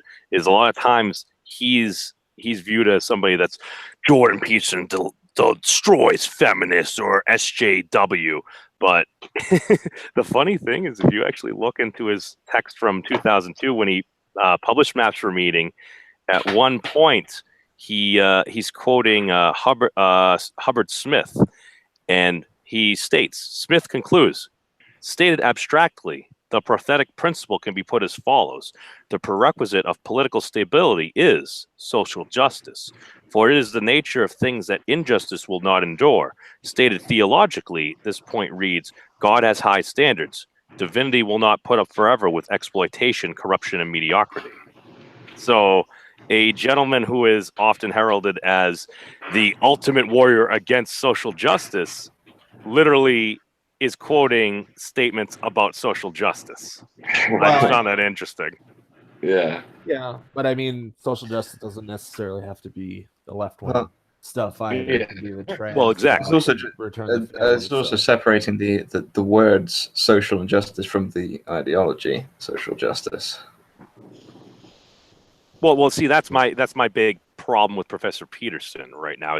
I feel like those are his words in a text that he referenced that if anybody wants to get deeper into his thoughts, they should read, listen to, or basically learn from.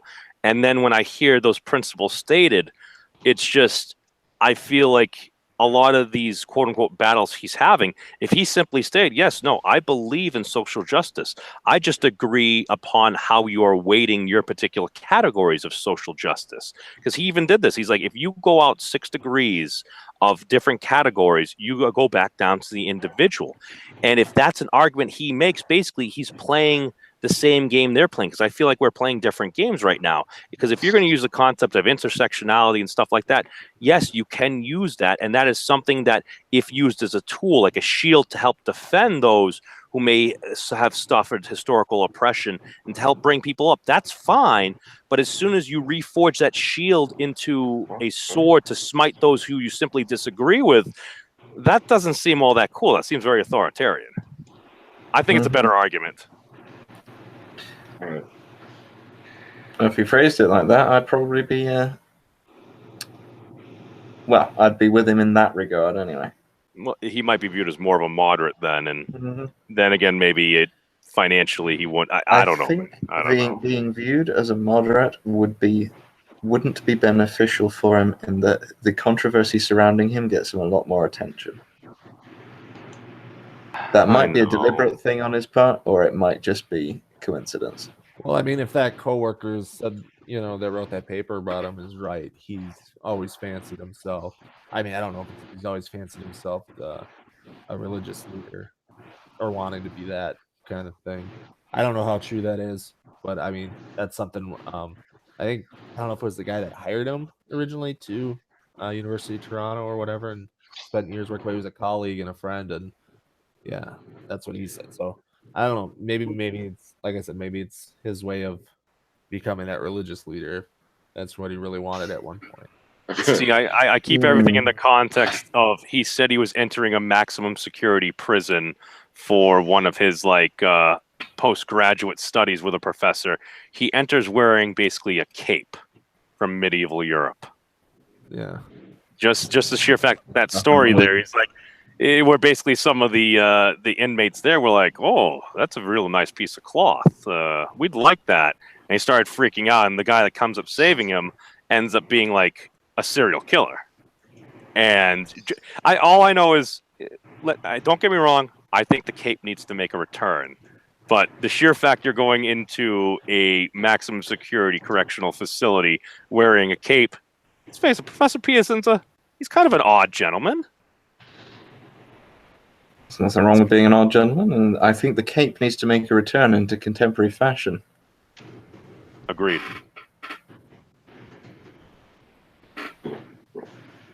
So, well, gentlemen, we've been going for over 3 hours. I do have some stuff to do. So, absolutely. I want to thank you guys all for hanging in there. This was, at times, it was utter chaos, but as always, it ended up being very thought-provoking overall. So, thank you all for coming, and I'll see you next Sunday. And everyone have a great day. Does anybody want to shield themselves before I shut the broadcast off? Yeah, I'll be on Neil's channel on Wednesday for a deconversion story. Wednesday. Yeah. Okay, cool. Okay, awesome. I think he's got Stags Monday, Steve McCrae Tuesday, and you Wednesday. Yeah, he's got a busy week. Yeah, he's a lot more ambitious than I am. That's for sure. I've been trying to do a thing with Steve McCrae. I'm gonna have to poke him about it again. Yeah, it's impossible with all the stuff they run. I think Neil's had to reschedule 3 or 4 times with them. Yeah, I believe it's four He times. sort of hinted that he'd be interested in hosting something that I'm interested in trying to do, but I need to try to plan it so that it fits with everyone's schedules for everyone involved. Yeah, and Steve's. That's going to be a little awkward, I think. Yeah. Anyway, all right. If I'm shilling myself, I'd like to say, watch my Noah's Ark video. I spent absolutely ages making it. And if you're not subbed, please do. So, everybody, have a wonderful day, and may the universe always shine its glory down upon you. Goodbye. Live long and prosper.